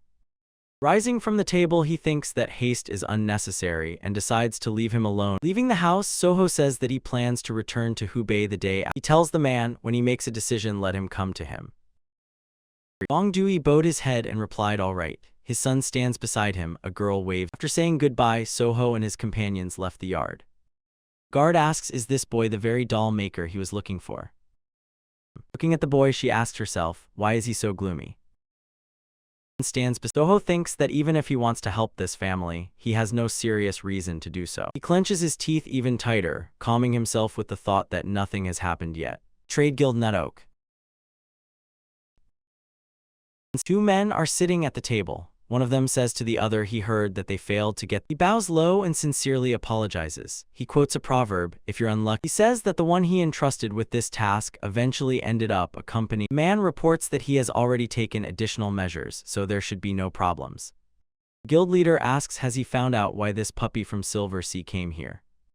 The man, without raising his head, replies that he has been watched for several days, but all this time, the interlocutor believes that the boy wants to gain experience in field work, but the man says that the master obviously insisted on treating him to tea, saying he adds with a bitter smile that soon they will force him to sign a slave contract. The head believes that the master is trying to defect to another trade guild and betray them in this. He says to the man bowed in a bow, this is why you cannot trust commoners. If the mankind sparks flashed in his eyes, and he promises that they will give the master a painful lesson. Night came. Gong Dui's wife put the children to sleep. He sits at the table by a smolder. She sits next to him, and the man replies that he cannot stop thinking about the person who came. The woman clarifies, is it about the boy who, as he said, helped return his wallet? Gong Dui decisively answers, yes, this gentleman noticed their son's talent and offer. The man says to his wife, the more he thinks about the one who so easily offers such a large sum, the more suspicious the woman asks the man he really does not take the words of this swindler seriously, does he? The wife says that the Walnut Oak Guild still allowed them to have food on the table, didn't it? He reminds her that they had already decided that they would need a new job when the contract. Man is stunned by what his wife gave him. This swindler seriously, does he? Clutching the shiny object to himself, he blurted out, is this a gold? She says that he gave her gold and said the debt could be repaid when their children. The woman tells Gong Dui that the gentleman who suddenly appeared out of nowhere and offered 40% to He asks, isn't this a deception? Clutching the shiny object to himself, looking at her sleeping son, the woman quietly says that they cannot trust Milia to someone. Gong Dui, placing a gold ingot before him on the table, tries to object to something. Suddenly he hears someone ask, are you home? He freezes in surprise. Who could have come? He carefully opens the door just a crack. The unexpected guest says it. Gong Dui sees Hwang Garen accompanied by warriors and sharply asks what. Behind the guard stands a man whose face is hidden by a thick tuft of hair. Hwang Garen continues to speak no matter how tempting the money. How could Gong Dui begins to understand where this is all going. He did not think. Hwang Garen says, judging by the fact that they are not asleep yet, it's. The man points to the gold ingot lying on the table behind her back and says, the woman apologizes and says that she probably misunderstood, but But did Hwang Garen asks, does she have written proof, a contract confirming that they took money? The interlocutor sharply interrupts her. Enough. This is a waste of time. He orders the guards to. The warriors drag the couple out of the house. The woman calls the children and Gun Dui, calling his parents, runs after them. She have written proof, a contract. Hwang Garen's hand gets in his way. Interrupts her. Enough. This is a waste of time. He orders. The man says that they will just sign the contract, no need to follow them. He orders him to stay here and be. Suddenly a girl appears at his feet. Hwang bites into Hwang Garen's leg with her teeth. It's a waste of time. He orders the guards to. He, without hesitation, with one strong blow, throws her deep into the room. The girl flies off, knocking objects against the wall of the house with her. The angry man barked like father, like children. They are all ignoramuses and fools, no different. He is stopped by the appearance in the doorway of the person who earlier hid his face under his hair. He silently moves deeper into the room. The girl flies off, knocking objects against. Pressing the knife into the wooden countertop, he calls out to Mill, who is sitting on the floor, and he extends the knife to the boy and tells him to take it. Earlier, he explains that in this world nothing will go as he wants until he sheds blood. The trembling hand, Mill reaches for the weapon offered to him. Suddenly he sprang up, lifted his sister onto his back, and shouting, rushed to the door. Hwang Garen asks, will he really just let the boy go? He replies that children were not. He looks at the confused man and says, if you want me to do it. Smiling, he continues he needs to be paid extra. His sister onto his back and shout. Walking to the exit, he says, why does he waste time on this rural dump? Because they pay for it. Walking down the street with one mighty swing of his sword, he breaks the stone block. Byung yawns, is there no one here strong enough to entertain him? To be paid extra. In the guest house, Soho's shout echoed, what? Mill came. Hastily dressed, the boy burst out with questions. At this hour, alone, without parents, where is he now? The boy appears before him, behind whom stand a guard and Palgak holding a girl in her arms. Mill shyly greets Soho. Looking at the girl lying in the servant's arms with closed eyes, the boy asks what happened. He crouches down before the boy. The boy sees that he is wounded and again, anxiously, asks what. Mill is unable to utter a word. Tears roll down his cheeks. Finally, he tells what happened that night. Soho thinks it is his fault. Girl with an appetite devours the meat.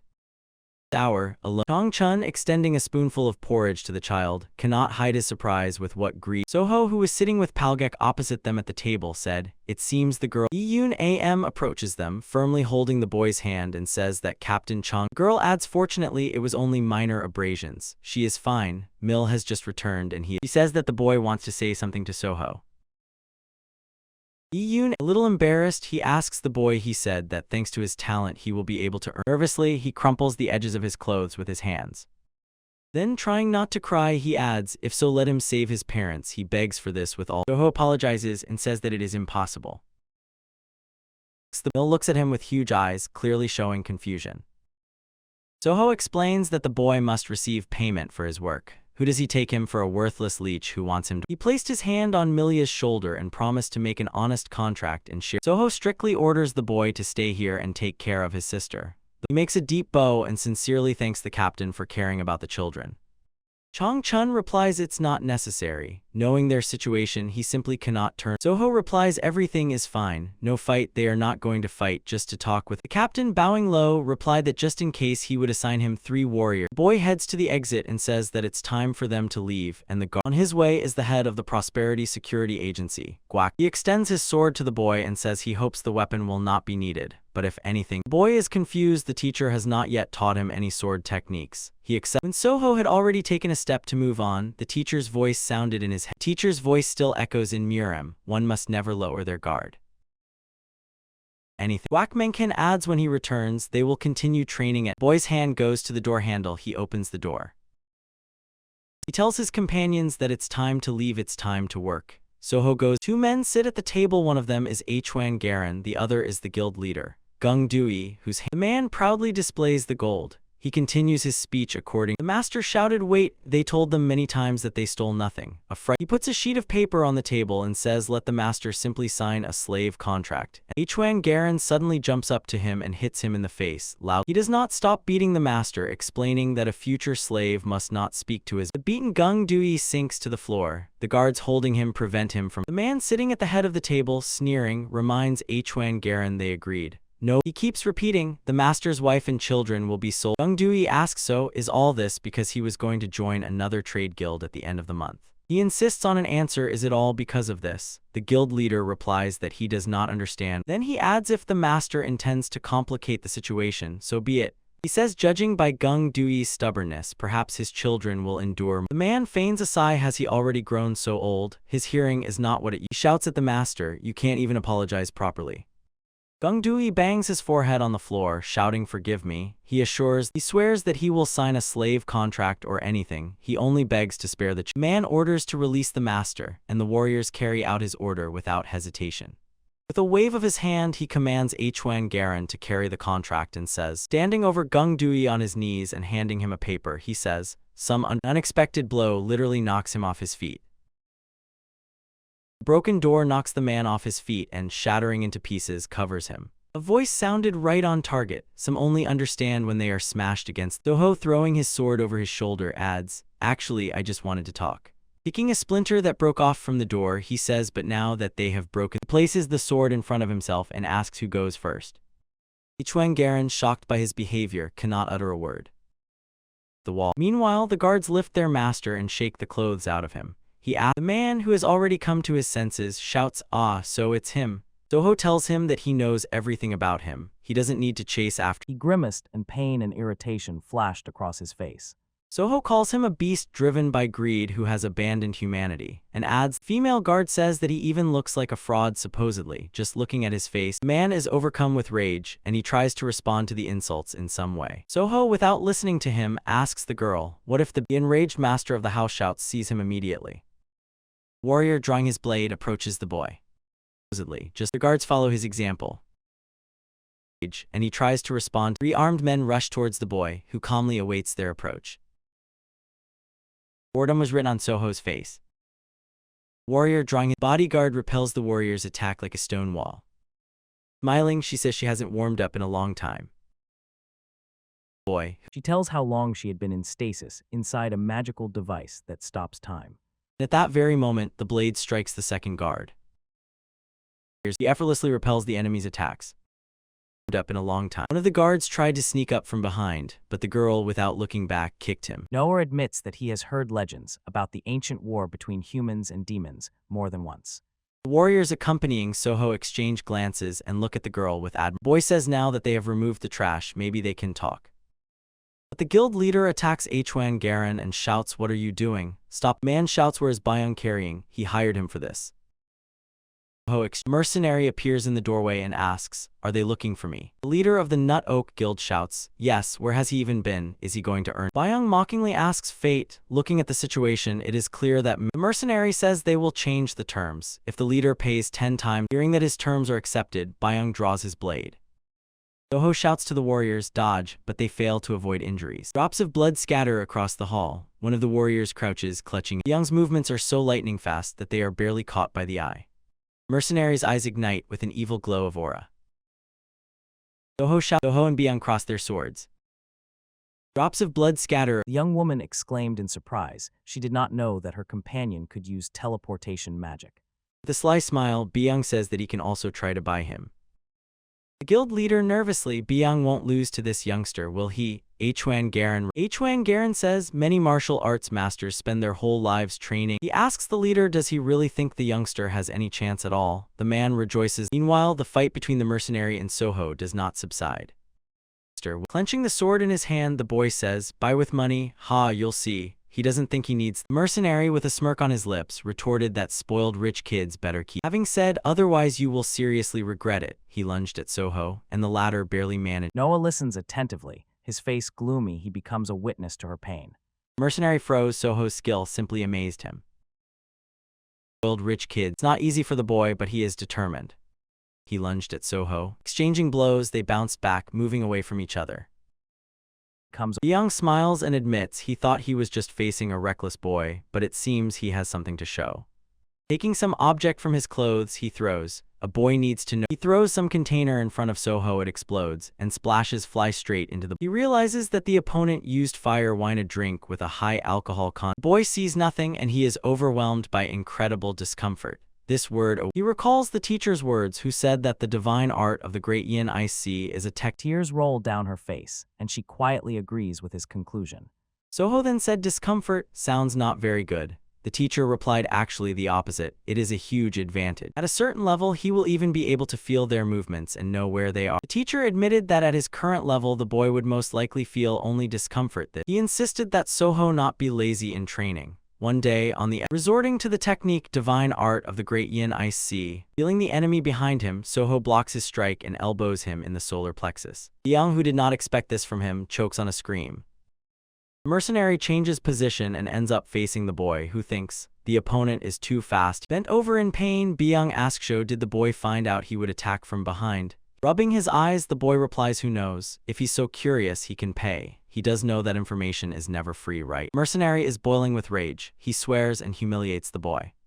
Bent over in pain, the bodyguard and servant try to save the warriors by pressing their wounds with their palms. Palgek says the bleeding, but they can only help 2 warriors. The third starts coughing, blood bursts from. Looking at the gun couple, she thinks maliciously they are in panic. Meanwhile, the master presses. Her gaze jumped to the guild leader and to Achuan Garan, who was suggesting the gentleman leave here.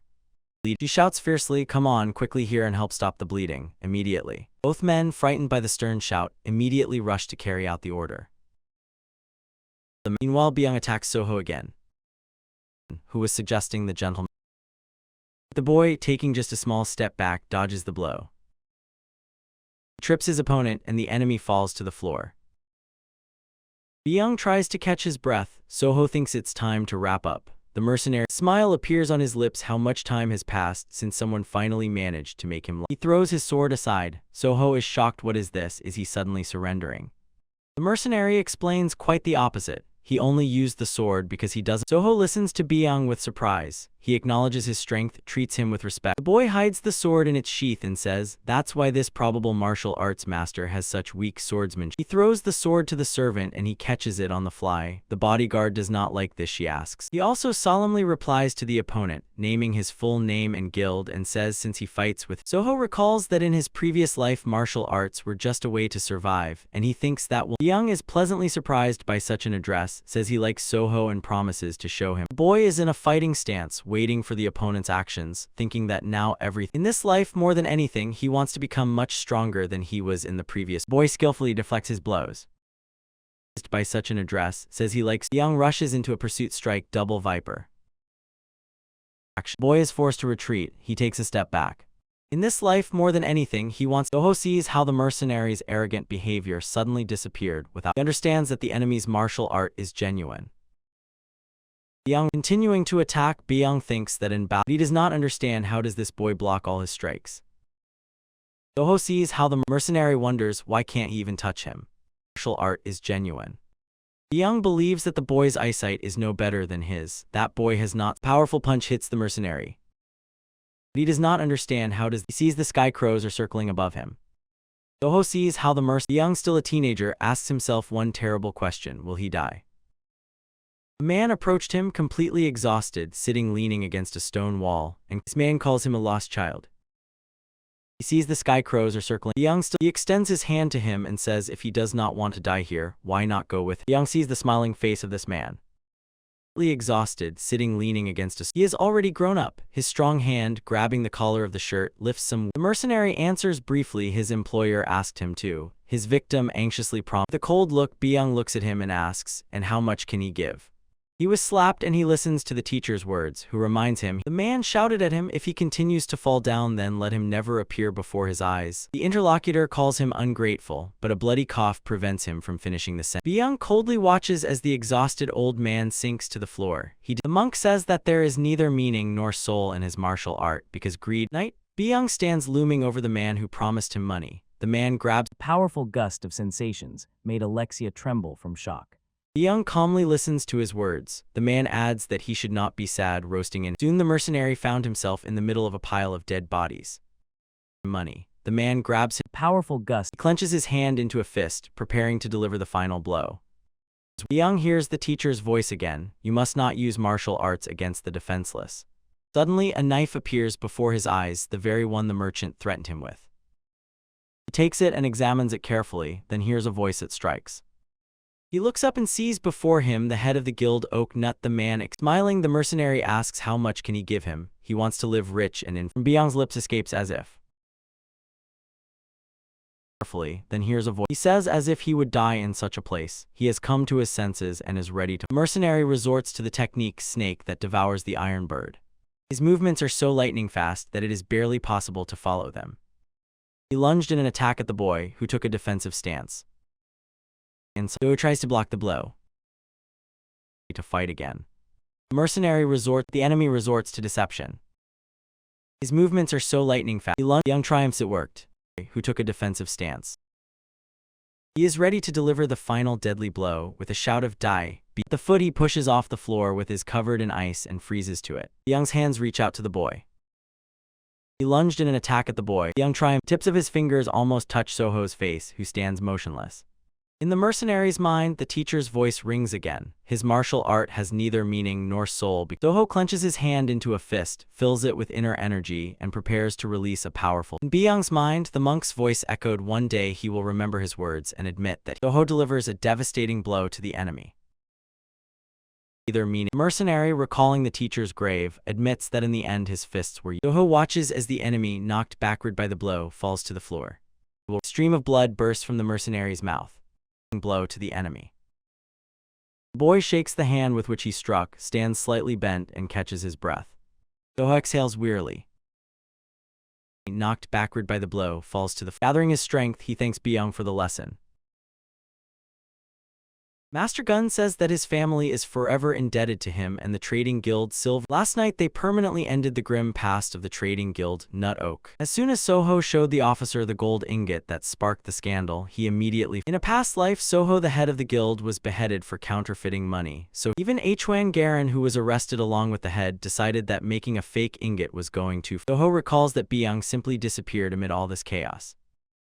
Sparked the scandal. The boy explains to the master that he is just a simple merchant. By helping him, he helped the man. Gundui replies he is not sure he can repay, but will do everything in his power. So he offers to give him his son, but immediately corrects himself and explains that he wants to make a contract with. Soho patiently waits for his answer. That he is just a simple merchant. The boy at the set table, together with his mother and sister, suddenly hears his name being called.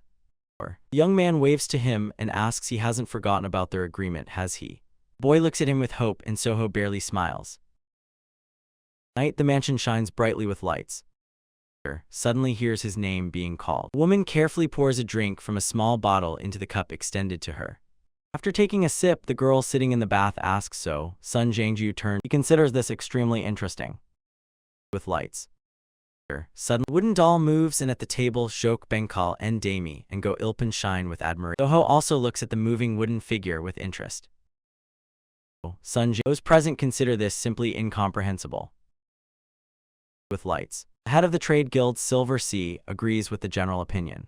The chief inspector mumbles that it's a pity to just give this to official Po Changsu. Soho is convinced it will sell insanely well.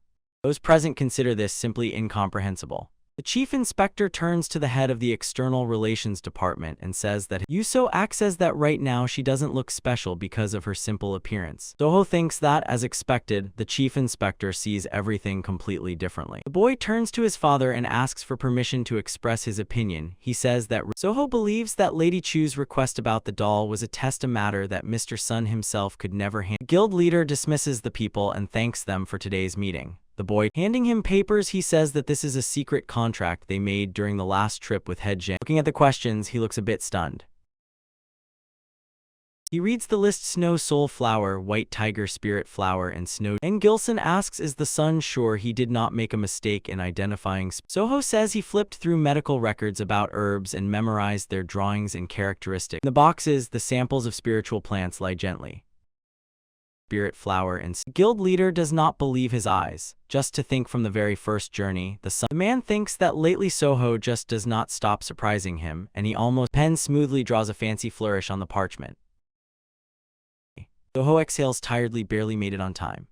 Leave his eyes. Just to think, from the very first journey, the Sun returns. He gets up from the table, puts on a frock coat, and says, isn't it time to move on to the next? The boy warmly greets the master.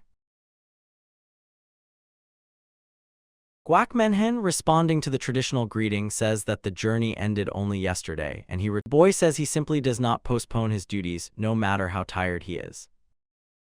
Boy warmly greets the master. He resolutely tells the teacher that he cannot break the promise he made to himself to train. Wak Menhin replies very well, but before they begin, he wants to hear what the boy himself. Teacher asks Soho what did he feel. No matter how tired he is. The boy thoughtfully recalls everything that has happened to him during this time. He says he wants to become stronger than he is now. He believes that compared to the scale of the impending. Teacher thoughtfully says to become stronger means. He says he has met many who want. Some sought this for the sake of glory, others for wealth. During this time, some desired it simply out of respect for the path of martial arts itself. Wak Menhin says that sometimes there were those who sought strength for revenge, but Soho seems to have. He asks will the boy tell him about it. Soho smiles, as it should be with a master. Nothing. The boy answers the teacher's question. He desires it to protect those he cares about. That is it. Teacher replies well understood. Strength for revenge, but Soho looks intently at Wak Menhin. About it, Soho smiles. He is confident that he has beautiful eyes. He is strong but kind. Protect those. In the courtyard lit only by the moon disk, the teacher's voice sounds. He calls to start the training. The man says that from today, he will teach him sword techniques. About it, Soho is convinced that in this life he progresses faster. In the past life, he spent a lot of time only. You again brushed off Alexia's piercing gaze, convincing yourself that it was just her usual expression. He says that this sword technique is inspired by the very nature of snow. Showing the movements, he says that it is soft and light like a child's hair. The moment Soho watches him intently. His piercing gaze, the boy closes his eyes. He says that this sword technique is inspired by the. He mentally repeats each movement of the teacher again and again. Wak Menhin says that each of the 12 forms of the snow dragon sword destroys. Blades of the teacher and the student clashed. He says that this man was stunned when the student instantly repeated his movements. Soho realizes that he inadvertently revealed himself. Wak Menhin asks the boy, what is this? Clashed. Soho doesn't know what to say. He unintentionally started the sword form dance. Soho explains to the teacher the thing is, while he was watching his incredibly elegant sword, man listens to his excuse with distrust. What is this? Clash. He asks does the young master mean that he independently mastered the divine art of the great Yin's ICC.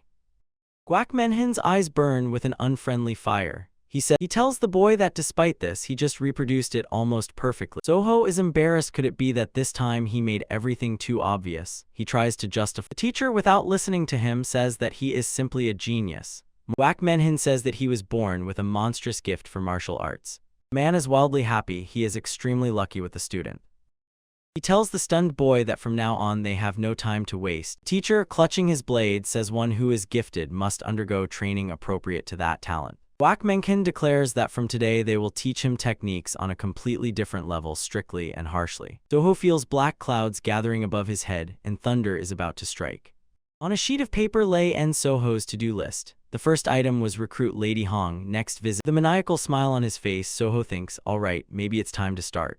Door opens, a voice is heard, welcome. Gathering above his head, and thunder is about to. A woman behind the counter asks, are they looking for something specific?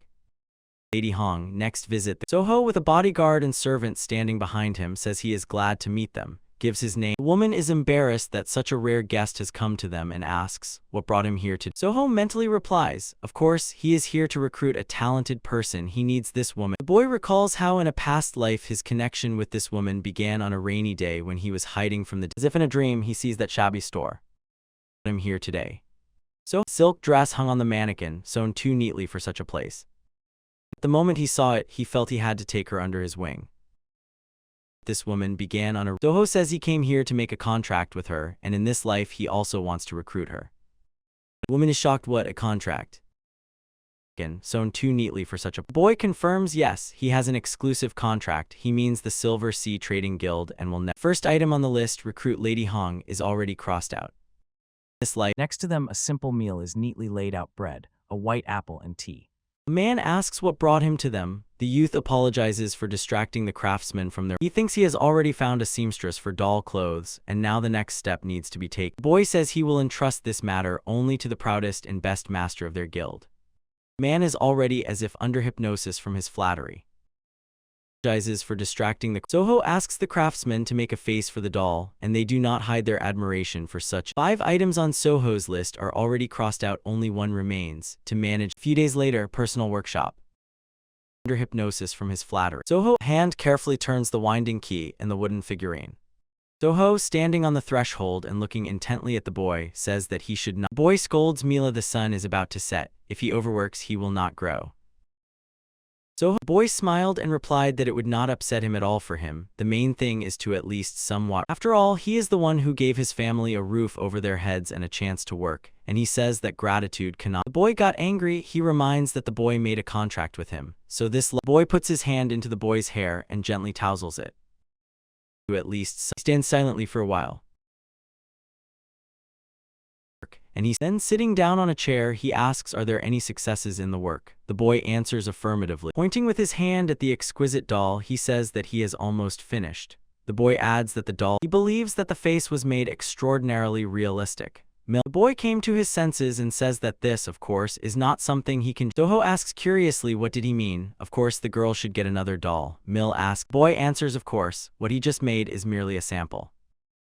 Made extraordinarily realistic. Mill is burned. As soon as everything is finished, this doll will become the flagship product of the trade guild. Finished doll stands on the table. A voice sounds truly stunning.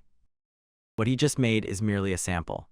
Sun Jiangju says that for now they will call her the dancing doll. He is delighted. She looks simply perfect. She, looking at the man and shining with admiration, asks, isn't that so?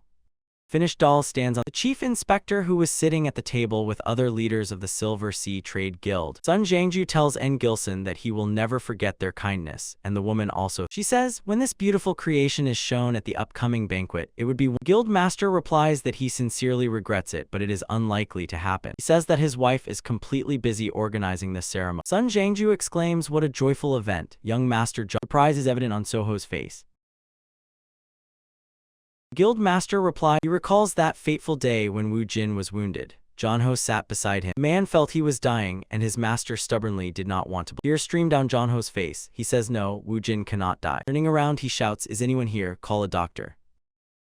He now whispers more quietly, please, someone, and realizes it is already. Soho unexpectedly peeks through the open door. And Wu Jin. Later, sitting at a small table with Soho, Jonho reproached himself. If only he had asked those guests. The older brother recalled how happily his bodyguard shone when he learned about. Soho remembers that his older brother had to drown in repentance and blame him. The boy understands that Wu Jin for Jonho is the same as Palgek or his gaze stopped on the female bodyguard, who at that moment comfortably sat. At the end of the alley appears a formidable figure in a cloak. She sees that the boy's eyes are full of tears and does not understand what is happening now. Soho decisively clenches his hand into a fist. That is why this time he must save Wu Jin. The boy, accompanied by a servant and a bodyguard, walks down the street. Palgek asks. The servant explains that this area is teeming with entertainment. Soho notices a door with a sign and rejoices he has indeed found it. His hand into a fist. They go inside, where the owner of the establishment awaits them. The man says it does not seem that they came to leave something, rather to look around if there is something worth. The owner, looking at Soho, explains different eyes. People who come here for quick money. The boy thinks that this man is truly insightful. From a story accidentally overheard once in a past life, it turned out that this old. Now he is retired and runs this pawn shop, but he does not sit idle. Simultaneously, the boy and the servant examine completely different items. The bodyguard woman watches. The girl disagrees with the boy, who said that this pawn shop sells special things. Soho looks interestedly at the contents of the box that Palgek holds. Bracelets. He asks the old man, how much does this cost? The old man replies, 5 silver. Servant asks indignantly, what? The girl disagrees with the boy, who said. Palgek asks indignantly, why so expensive? This is old junk. Soho sprinkles coins into the old man's palm. Old man replies. The old man says that it is not 5 silver nines here. The boy replies, just take it. The old man looks at him testingly, thinking, will the young master recognize what this? He could not get rid of the thought, did that boy understand that this is an artifact?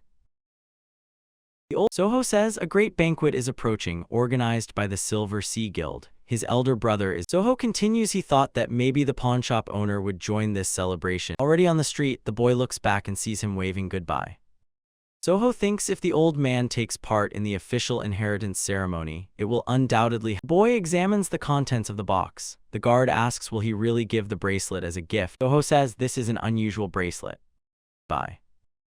Soho thinks Janho, together with Woo Jin, walks through the banquet hall decorated with lanterns. He hears someone calling him brother.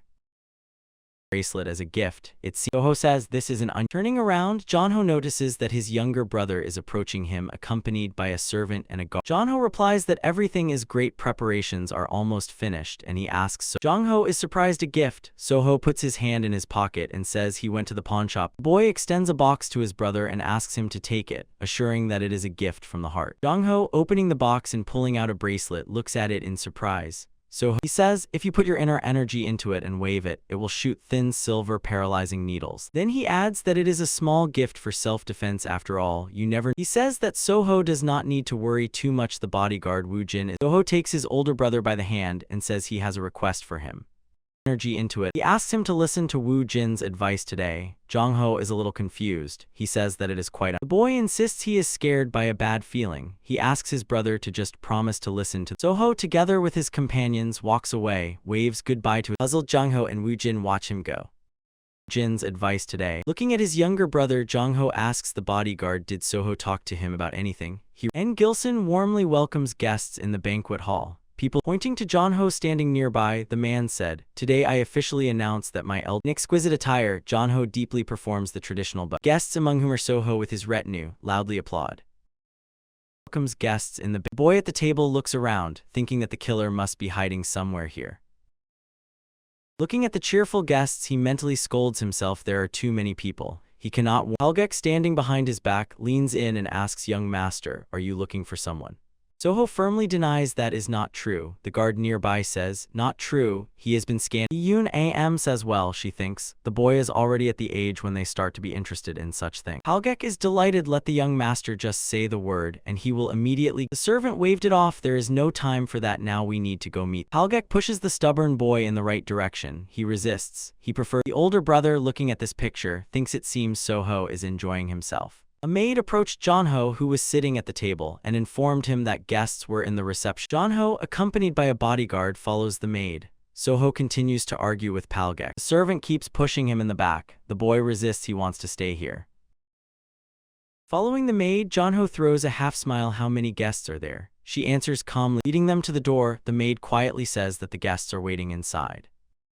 Janho says to Woo Jin, let's go. He wants to stay here. Bodyguard stops him and asks him to wait. Guests are there. She answered, leading them to the door. The maid. He says he barely senses the presence of the guest inside. Of course, that guest might simply not know martial arts. But Woo Jin asks, maybe it's better to politely refuse them. Asks him to wait. Guest. Janho says that the guest was waiting to meet him, so refusing would be impolite. The bodyguard insists he understands everything, but the question of his safety is too important. The young man says everything is fine. This is the banquet of their guild, and Woo Jin grips the knife in her hand more tightly. Refusing would be impolite. The guest, whose face is hidden under a veil, is waiting for the arrival of Janho. The woman tightly grips the knife in her hands. The banquet of their guild, and Woo Jin is beside him. What could he grips the knife? He thinks that this overly zealous guard talks too much, and it seems that everything is going off plan. Through the patterned doors, the silhouettes of Janho and Woo Jin appear. The guest wants to take advantage of his. Janho, grabbing the door handle, says that today is a joyful day, so at least no one will try to harm. Already opening the door, Janho remembers the request of his younger brother. He seems to hear Soho's voice as if in reality, but today he will listen to Woo Jin. The young man closes his eyes and sighs. Joyful day, so at least no one will try. He closes the door and asks the maid to convey his apologies to the guest for not being able. Janho calls Woo Jin to return to the banquet hall. Woo Jin thanks the young master for heeding his advice. The guest in the room, waiting for their appearance, does not understand what is happening. The maid entered, apologized, and said that the young master suddenly had an urgent matter. Walking down the corridor behind the maid, she thinks, the situation is attacking in the banquet hall is too risky. A moment alone was needed to strike. The maid and the guest enter the banquet hall. The killer rejoices seeing that Janho is also. She decides to deal with the young man with one blow, then remove the mask and slip into the crowd. Quickly, the killer lunges at Janho lightning fast. The maid and the guest enter the banquet. Approaching the young man, she raises her hand holding a knife and shouts, die. Confusion freezes on Janho's face. He still does not understand what is happening. The knife descends, but Woo Jin manages to shield the young master, and the knife wounds him. The killer is angry that damn guard again, interfering underfoot until the very end. Strong hand grabs her by the wrist. On Ho's face, he still does not understand. The wounded Vu Jin holds the killer with one hand, drawing a sword from the sheath with the other. He swings the blade, consumed by the desire to deal with the killer. Underfoot, he broke free from the grip and managed to dodge, but the guard continues to advance. Killer is in shock. How is he still moving? Was the wound shallow? It was shouted to the banquet hall right now. Soho leads the warriors and, pointing at the killer, orders not to let her escape. He clearly understands she must get out of here. Killer Donho hears his younger brother calling him and turns his head toward him. Soho shouts for him to use the bracelet. The killer orders not to let her. The older brother recalls his words. If you direct internal energy to the bracelet and swing thin silver. Alexia asked Noah if he and his father do not get along. Needles pierce the killer's body. She is surprised what is happening. Why can't she move her legs? Let her. Clutching the bomb in her hands, she thinks that now she cannot break through the crowd. She throws a smoke grenade, and everything is enveloped in a thick veil of smoke. Scream sounds don't let her go. The killer decides to remove the veil. Let her escape. She thinks that now she stumbles over the hand of a person lying on the ground. And everything. She doesn't manage to carry out her plan and gasps in confusion. The smoke disperses and everyone freezes in surprise. She thinks that the pawnshop owner points a sword at the bald man kneeling before him. In his other hand, Noah gently strokes her head as she clings to his chest, seeking comfort. Killer, having lost the mask, recognizes him, the ghost investigator. Killer wants everything to end here and desperately tries to bite open a poison capsule. The old man kicks him in the chin and says, "Not so fast." He won't let him go so easily into the capsule. Knocked out of the criminal's mouth rolls on the ground. The head of the Silver Sea rushes to the eldest son, anxiously asking, is he okay? Jong-ho says that he is fine, but his bodyguard, who rushed to protect him. Soho does not let. The older brother sincerely thanks Soho. The pawnshop owner says that he is also in debt. After all, only thanks to the boy's invitation did he receive a real gift today. And Gilson looks at his sword in surprise. Who rushed to protect him. Soho does not let. Such a weapon is given only to those officers of the Imperial. He says to the old man, the humble younger pays respect to the elder. The old man laughs. He sincerely thanks everyone for helping him catch the criminal he has been pursuing all his life. Soho is stunned. Just think. The criminal who tried to kill Jong-ho and the person the old man says before they hand him over to the authorities, do you mind if he interrogates? The old man and Gilson and the criminal, accompanied by two warriors. Guild leader instantly restored order in the chaos of the banquet hall and the tension. Several days passed. Think. The criminal who tried to kill Jong-ho and Halgek rushes with all his might to Soho, clutching the paper in his hands. From afar, the boy hears his loud voice. Now they know who did. The killer was hired by the head of the guild, Dark Liquor, Odidu, true to its name. They arrive at a sprawling military base east of Ridov, teeming with soldiers. This was reported to the authorities, and when the head of the Dark Liquor Guild tried to escape, Yoon Am believes that there are certain inconsistencies in this story. The guild. In fact, the authorities did not catch the head of the Dark Liquor Guild. Someone had already tied him up. The pawnshop owner, who was sitting at the table opposite Soho and drinking tea with him, said he had all. The boy laughs, and it seems to him maybe some random warrior decided to do good out of boredom. In fact, it was Soho, but he will never admit it. He tied him up and hung him on a sitting at the. That day he quietly slipped out of the house and waited for the head of the Dark Liquor Guild on the escape route. When the man appeared, Soho easily neutralized him, took all the valuables he had. Fafnir appears in the form of a human girl and explains that in this form she can unleash all her power. Smiling lightly, he says, excellent work. The escape route he used, and when the man appeared, Soho, boy hearing him, choked on the drink. Putting the cup on the table, he asks, what does he mean? The old man replies, let him not. The pawnshop owner sincerely thanks him. It is thanks to this boy that he was able to fulfill his cherished wish. They no longer pay attention to the cups in which the tea is cooling. The boy says. The old man extends his hand to him and asks him to come more often, says his name is H. The boy solemnly states his name and sincerely hopes for further cooperation. They shake hands. Into the cups in which the tea is cooling. The boy says that thanks to the old. Here it is, the main office of the Silver Sea Trade Guild.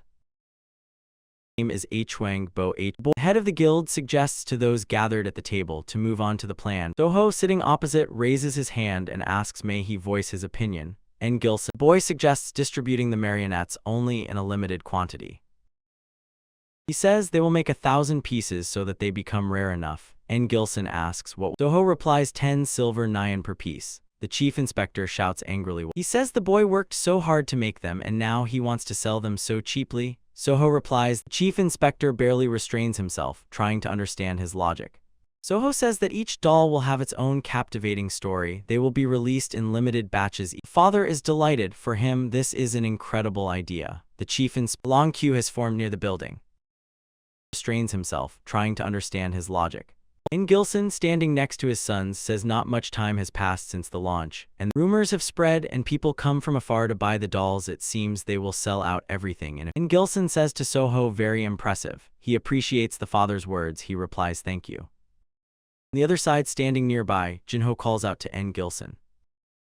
He says he will go, and the father agrees but asks him to be careful. Out everything in a few days. Gilson says to Soho, very impressive. Soho asks his brother, is he going on business? He answers, yes, he is leading in a past life, Soho did this work, but now, because of the doll business, Jinho is going. A few days later, Soho grabbed his head. Out everything in a few days. Gilson says, Hwang Bo Hy, sitting at the table, carefully watches the boy. In the room nearby are a... What happened? Asks the pawnshop owner. The boy replies that doll sales have sharply fallen. The old man says that is normal, sales go up and down, maybe everyone who wanted to buy has. Hwang Bo Hy thinks the cause might be rumors spreading. They say that souls are supposed. Unfolding a map on the table, he says that rumors have already spread in several regions. Soho points with his finger to where exactly the rumors have spread. Soho carefully studies the map. Palgek finds it strange that rumors have spread in several different places. The guard agrees. Soho believes that most likely, these were someone's deliberate actions. Exactly the rumor. Again, the heads of the pavilions, led by Gilson, gathered around the table. They were informed that the source of these rumors is probably in Sichuan province. Dami says there is only one possible culprit, and that is the trade guild of the Dan clan. Sitting near the trade guild of the Dan clan, a competing trade group that has been closely watching them since they announced that the chief inspector cannot believe that these scoundrels dared to sabotage his business.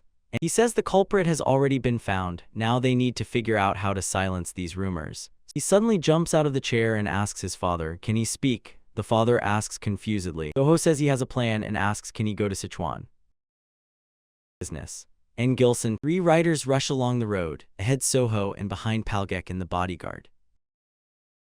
The servant asks the boy when will they take a break. Soho wonders, is he already tired? Yoon Am suggests stopping a little further, they will rest themselves, and the horse. Soho stands by the horse. The servant complains about painful sensations in a certain part of the body. Looking at the gorge ahead, Soho pondered. Yunnan, where Jinho went, is no longer so far. Some sound makes him alert.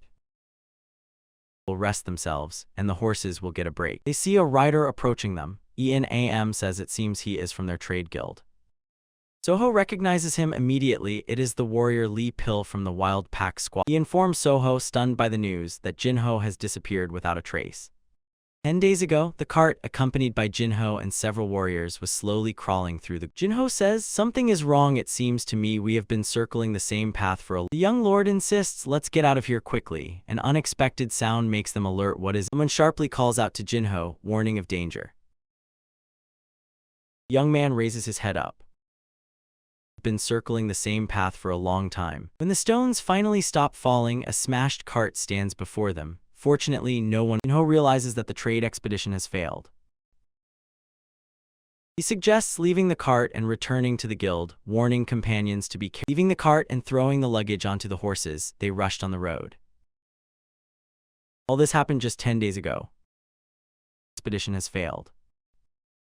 Soho, together with Palgek, the guard, and Lee Pil, are rushing at full speed. Ahead is Misty Mountain. Every year, strange phenomena occur in the forests of Yuan province. They say whoever gets here person or animal does not return. That is why this mountain boy grits his teeth. His brother turned out not to be so lucky. Lee Pil asks the young master not to worry so much. He is sure that his brother is fine. That reassures me, the boy replies and thanks the warrior. Not return. That is why Soho thinks, yes, everything will be fine because he has a way to save his brother. If of course he holds on until Soho reaches him. For now, Jinho, wandering with his companions, just has to survive. Not return. Thinking about his brother, Soho whispers to himself that everything will be fine and nothing will happen. Jinho and his companions freeze before the blockage that blocks their way. On the path, on one side a steep cliff, on the other a deep precipice, it sounded. They have arrived. Soho says this is how the search operation will proceed. nothing will happen. He explains to his companions that they will split into two groups, he with the body. He orders the warrior and the servant to stay outside the fog. He himself moves forward. The companions protest. Does he really want to go alone? That's dangerous. They want to go with him, but Palgek recognizes it. This is the bracelet that Soho bought at the pawnshop, and the boy confirms. Soho says that's exactly why he must go. Lee Pil thinks even if they find young Master Jinho getting. Boy replies that he has a solution for such a case. This is the bracelet that 5 people sit by the fire, among them Soho's middle brother.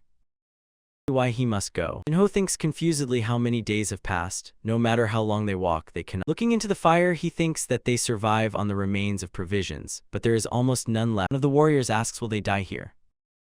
Brother. Why he must go. Squad commander says that the trade guild has probably already sent rescuers. The warriors encourage him, hang in there, don't lose hope.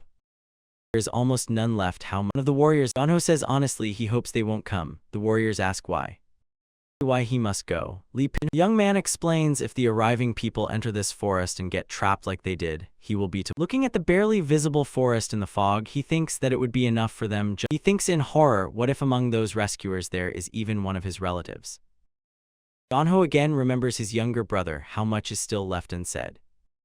He will be. He mentally agrees with Soho, family matters are really complicated. If he had known, he hears someone calling his name Jinho. Is even one of his relatives.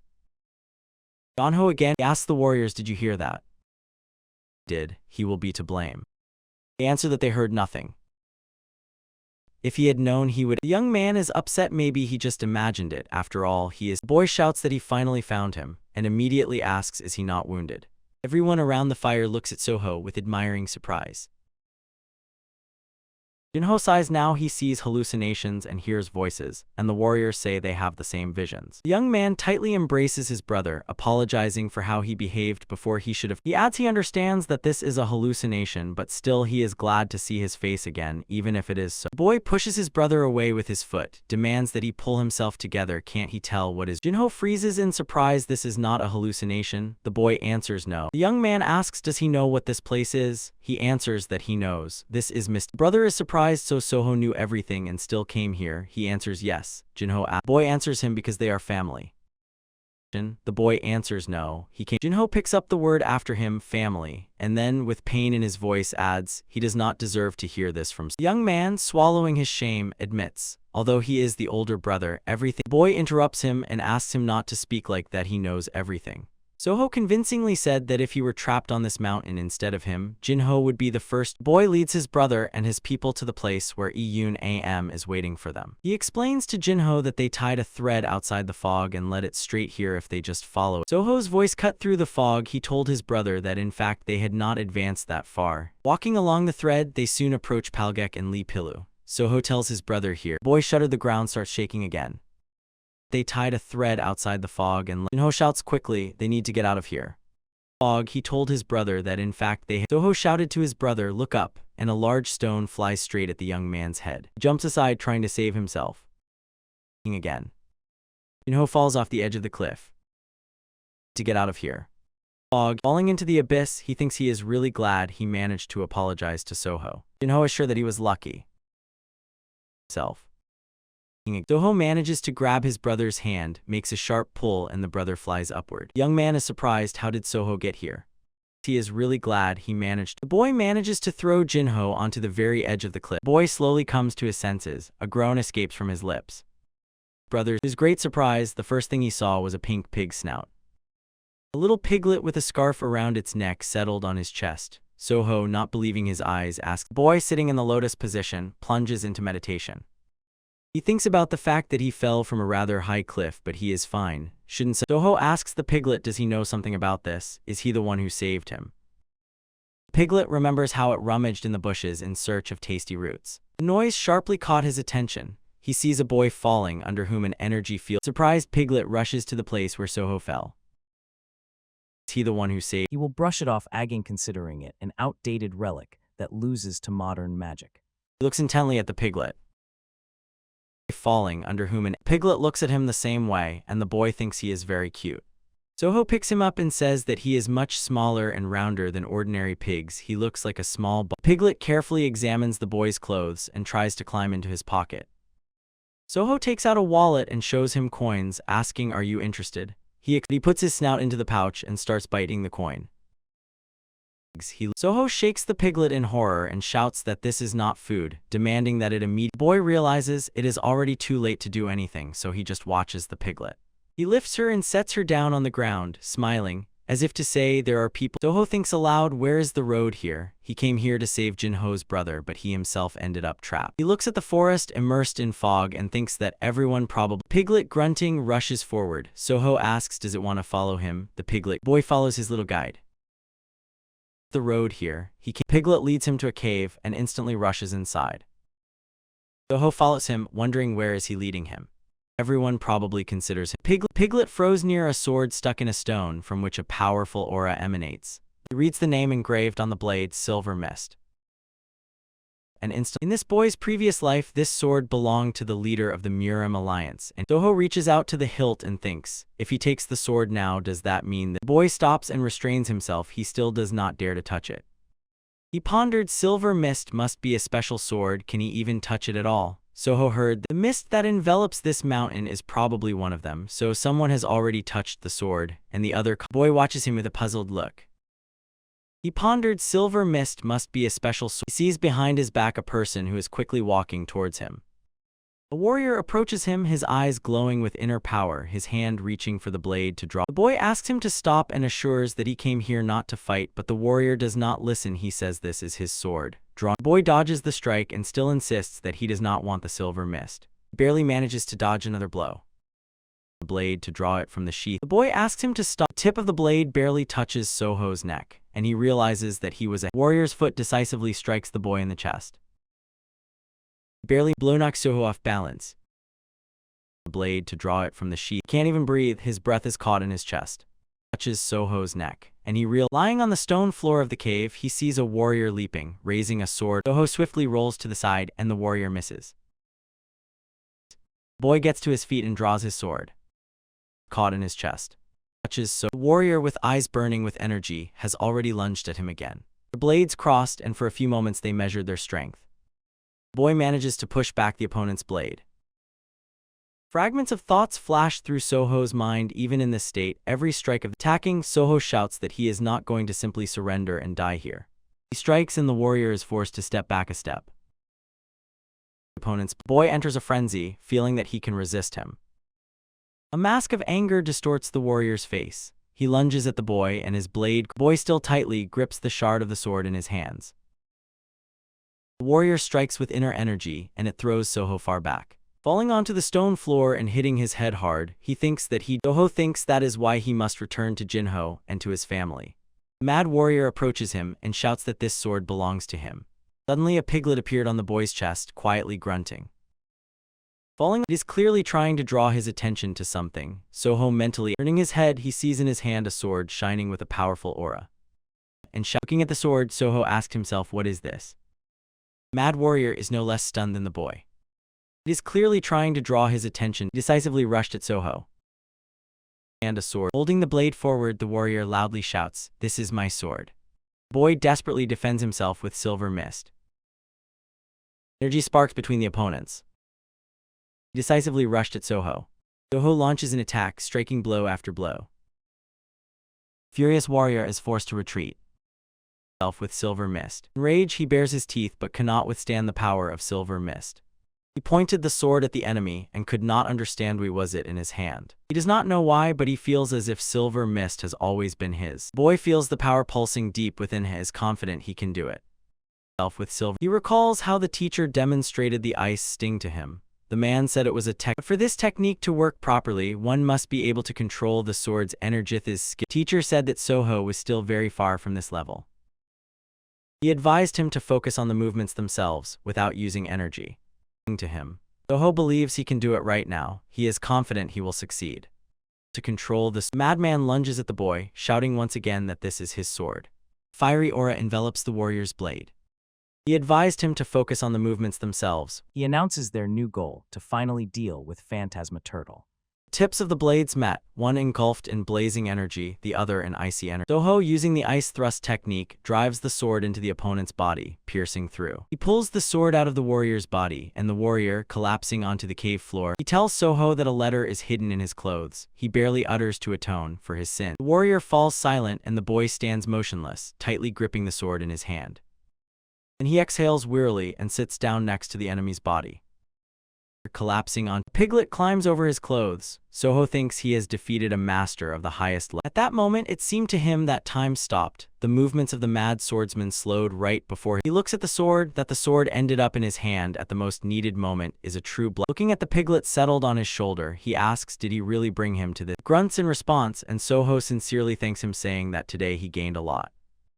Suddenly he remembers, the madman said something to him about a letter. True blood. Soho finds it in the warrior's clothing. He wonders what those words meant: atonement for sins. Unfolding the letter, Soho begins to read. It is addressed to Yu Dok Jin from the palace of the place he came from turned out to be the palace of the snowy wind itself. It is a branch of the Great Northern School of Martial Arts, the palace of the Northern Ice. Shocked, Alexia shouted his name, demanding to know what he was doing. Soho hides the letter in his pocket, thinking that Yu Dok Jin's token and his letter. Soho covers the warrior's body with stones and sticks the sword into his grave. Piglet grunts and Soho glances down. It brought him the scabbard. The boy hides the sword in the scabbard. The weapon radiates incredibly powerful energy. His letter might be important. Soho notices with surprise that the fog has begun to clear. He tells the piglet that it is. Soho heads to the exit, looking admiringly at the piglet. Can it really point the way with its tail? He admits that the campfire surrounded by stones is burning, and a curious voice asks, has he already? Pill answers no, not yet. Jinho, bent over, sits by the fire. Soho heads. The warrior, clearly exhausted, asks, entrust everything to him and return to the camp. The young man replies he cannot do this because Soho ended up in this situation because of. Jinho thinks bitterly, why did everything have to end exactly like this? Soho heads to the exit. He remembers how it all happened and thinks that the guy didn't care about his own life, and he had. Jinho thinks, where is he now? Behind, the voice of his younger brother calling him echoes. Soho, on whose shoulder a piglet sits, is glad that they all waited for him. His appearance seems to paralyze everyone present. They freeze and cannot believe their. Jinho says he is probably really exhausted. Another hallucination has. He convinces his brother that he has returned and asks they are probably all. The boy asks to forgive him for making them worry. Jinho jumps up and rushes to his brother. He powerfully strikes Soho's knee with his foot. Really exhausted. A boy who was not expecting such a reception at all staggered. Algek even squinted, and the guard opened her mouth. He powerfully strikes Soho's knee. The boy who fell to the ground says, no, he shouldn't have been hit so hard. Such a reception. Jinho showers him with curses. What was he thinking? If he tries that again, he himself doesn't know what he swears he will follow him to the afterlife and give him what he deserves. He powerfully strikes Soho's knee. Soho feels his guilt before his brother.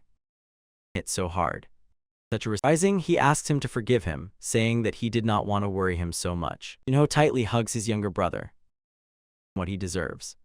He powerfully strikes. Tears roll down his eyes. He replies that the main thing is that he is alive.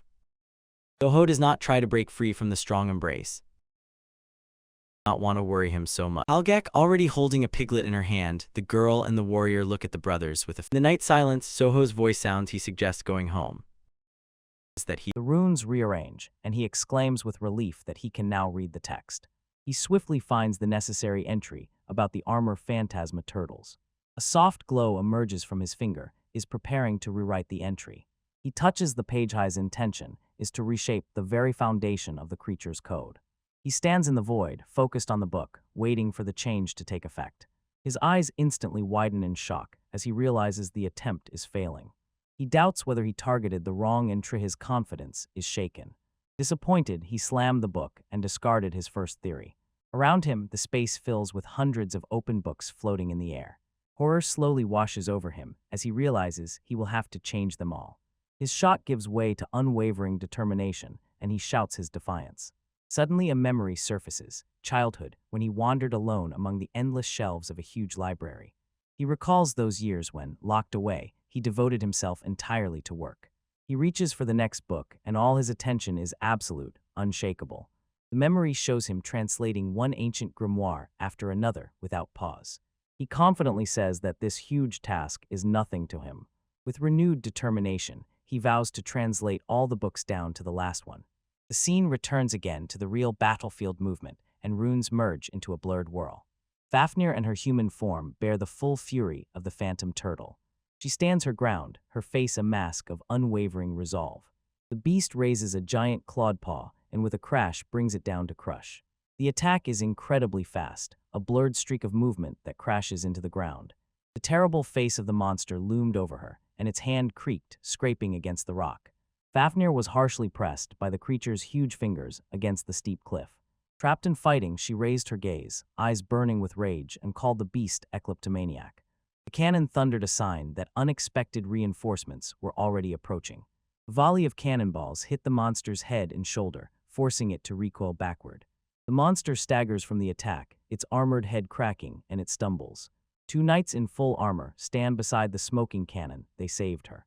Their commander shouts orders at the top of his lungs. Aim for the limbs of this creature. Fried, Fafnir looked at the knights with surprise, as if asking, what are humans doing here? The mage with light hair cast a protective spell, and Fafnir was enveloped in a shimmering aura. The sorceress stands with outstretched arms, directing her supportive magic. She screams, encouraging Fafnir, attack, and they meanwhile cover him. Fafnir stands in the epicenter of magical energy, his body tense, ready to resist its power. A sly smile appears on her lips as she thinks about being helped by former enemies. Her smile faded instead, an icy rage flared from being underestimated. A dark, threatening figure appears as she wonders if she has become too soft. Her mouth opened in a snarl, revealing sharp, threatening teeth. She decides that things have gone too far to now worry about her appearance. A dazzling flash of light, and her transformation begins. Nearby travelers screamed in shock, asking what was happening here. In the light emerges a dragon figure as she apologizes to Noah. Her body twists and expands, covered with jagged black scales wrapped in flames. The knight howled in horror, and it became clear. It was she, the evil dragon Fafnir. Fafnir, now a colossal dragon, unleashes its fierce wrath on Phantasma Turtle. She growls with contempt, not believing how a simple turtle can behave so boldly. She lunged forward, stabbing her huge claws into the turtle monster. Revved in shadow and embers, she swears to tear the beast's body to pieces. The soldier, voice trembling, reported to the stunned captain that the girl had turned into a Fafnir. Recovering, the captain orders the subordinate to support the dragon. Fafnir accumulates a frightening amount of energy, sparks of immense power crackling around her. The frame pulls back, revealing two titanic creatures standing opposite each other on the boundless battlefield. On the shell of Phantasma Turtle, Noah gathers immense mana, while Alexia watches. Worry is visible on Alexia's face, while Noah remains focused on his spell. Her eyes open wide, a mixture of admiration and deep anxiety intertwines within them. Fafnir roars in pain, and Noah implores his familiar to endure. Ignoring Alexia's inquisitive gaze, Noah remains silent, fully focused. She feels incredible mana and anxiously wonders what Noah is trying to do. Suddenly, she realizes that he is summoning the Book of the World. She recalls his story, the story of a power that can change the laws of nature. She opened her eyes wide, overwhelmed by pure shock at what his power means. Alexia exclaims, not believing that someone not from Ranian could inherit such an ability. Suddenly, a new shadow creature appears in the sky before them. With growing horror, Alexia recognizes the creature as a spirit of darkness. The spirit exclaimed in surprise he was convinced he had long ago exterminated all Runans. Clenching her teeth, Alexia accuses the spirit he is behind everything. The spirit of darkness instantly lunged with a shadow blade. Alexia anxiously watches as Noah remains vulnerable and defenseless. The dark blade rushes towards them, aimed directly at Noah, who is concentrating. With a strained groan, Alexia intercepts the attack with a powerful high kick. She screams at the spirit at the top of her lungs, "Don't you dare even touch Noah." A formless entity menacingly looms in the sky above the two warriors. The spirit sternly warns the Runan, do not interfere with his plans regarding the book. It loudly declares that it will definitely kill Noah here and now. With a decisive sweep, Alexia stands in front of Noah to protect him. She vows to protect him at any cost. Determination burns in her eyes, never to lose someone important again. Mocking her stubbornness, the spirit boasts that it has surpassed even time itself. It spreads dark tentacles, as if promising to send her to her comrades. Alexia dashes lightning fast, dodging deadly projectiles.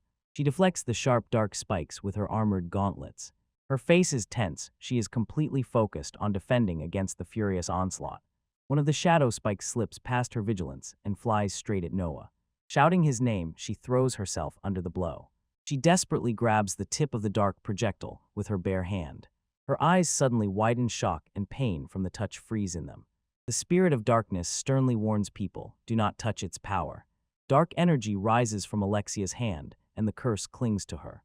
She looked down and saw in horror how her hand began to transform. Her hand turns into a monstrous gray claw like a growth. The spirit of darkness thickened, and a terrible creature with many eyes appeared. Alexia imploringly asks Noah, but he is silent and completely absorbed in his thoughts. She shouts to Noah, faster, a new threat is already looming over them. The spirits knew, the winged form is descending onto the battlefield below. It lunges at the soldiers, its power is stunning and absolute. The knight and his comrade raised their eyes and saw a hideous horror that doomed them to death. Noah's eyes are wide open, reflecting an unreal space filled with books. He desperately flips through countless floating books, searching for a way out. From afar, mighty adventurers watch intently as the fight grows fiercer. Among them is the formidable dragon slayer, Siegfried, in his demonic armor. Here also stands the legendary archmage Lawrence, and his gaze is serious. A mysterious figure with cat ears and a white hood completes this trio.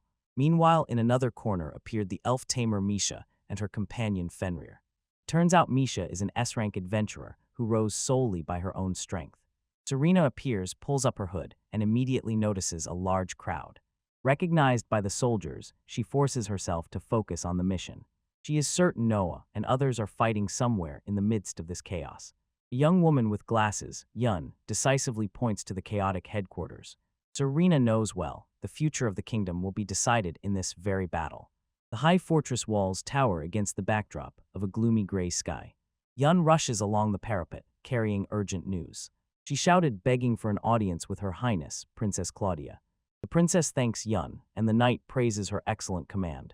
Yune, in panic, tries to convey how critical this terrible situation is. The drama unfolding on the front line is reflected in Alexia's eyes. Yun warns Phantasma Turtle is about to break through the last line. Princess Clavdia calmly says that she will remain at her post. She firmly believes in the courage of her soldiers. As a representative of the king, she feels that fleeing now would be wrong. Yun was left speechless by the princess's unwavering determination. Claudia gently reassures Yun, telling her not to worry about the outcome. She confidently says that they will overcome Phantasma Turtle. Her comrades say, once she becomes so determined, nothing can shake her. The loyal knight swore to stay by her side until the very end. Another advisor says worriedly that he has lost contact with Sir Gildigan. The princess looks on, her face serious but unshakable. She quietly whispers, with hope in her voice, that Hildegand is safe at the front. From the capital to the fierce battle stretch endless, war-ravaged plains. At the front line, Phantasma Turtle endures a fierce artillery barrage. On the chaotic battlefield, suddenly, a huge explosion rises. Lord Hildegand threw his powerless body into the air. He lies unconscious amid smoking debris after the attack. From afar, two cloaked figures noticed his fallen form. Someone calls for help, clearly understanding action is needed immediately. Medics rushed to Hildegand and immediately began providing first aid. They desperately shout his name, trying to wake him up. The chief medic shouts in panic to bring the first aid dragon immediately. Hildegand is still unconscious, his face pale and completely motionless. He emits a barely audible groan and finally begins to move after the explosion. Slowly coming to his senses, he asks weakly, "Where am I?" The medic spoke with great relief. "I woke up, everything is fine." Next to him on the ground lay a first aid kit in a bag. The medics helped the dizzy lord sit amid the ruins. They said he was wounded during the fight with Phantasma Turtle. Hildegand grimly acknowledges the memory of that great beast. The medic cheerfully tells him, "Miraculously, you are unharmed." He quietly accepts the news again, but anxiety is still readable on his face. He apologizes for the trouble caused, and the medic quietly assures him that he is valuable. A strange and unusual feeling of anxiety swept over him like a wave. He feels as if he is forgetting something extremely important. His gaze caught on a mantle throne in the mud, covered with runes. His eyes widen for a moment, recognition flashes, but the memory slips away. On the abandoned, war-devastated land lies a heavy mantle covered with ancient runes. Hildegand kneels down and picks up that familiar thing, while the medic looks at him confused. He recognizes the runes, and a mask of bewilderment appears on his face, slowly turning into a familiar feeling. A close-up of the eye shows his desperate, blocked attempt to reach a memory. Holding the robe in his hands, he asks himself in surprise why he so confidently feels he has seen it before but cannot remember anything. His head begins to throb an unpleasant sensation, as if his mind is being manipulated. His face contorts in pain, irritated by the thought that he should know to whom those mantles belong. The caring medic approaches from behind and anxiously asks if Lord Hildegard feels well. Grabbing his shoulder, brushing off the worry, he admits that he only has a slight headache. He grits his teeth and suppresses the pain, deciding to focus on defeating the phantom turtle. He loudly announces that he will borrow the nearest transport dragon and indifferently ignores the medic's protest. He jumps onto the roaring beast and shouts that he does not care about the danger. With one powerful flap of its wings, the dragon rises into the sky. The medics below can only watch and give shocks they call him by name and raise the alarm. His silhouette shrinks to a tiny speck as he flies through the cloudy sky. He approaches the spiked shell of the phantasmal turtle and feels a huge surge of power engulf him. Energy fiercely crackled across the surface of the colossal creature's armored back. Hildegard's face is grim. He recognizes the clash of powerful monas. On the shell, beams of light and dark energy explode in a chaotic duel. The battle intensifies, lightning crackles more frequently, and destructive magical explosions roll in. The very surface of the shell begins to crack and crumble into fragments under the pressure of the attacks. Alexia was seen dodging dark projectiles with incredible agility, like whips.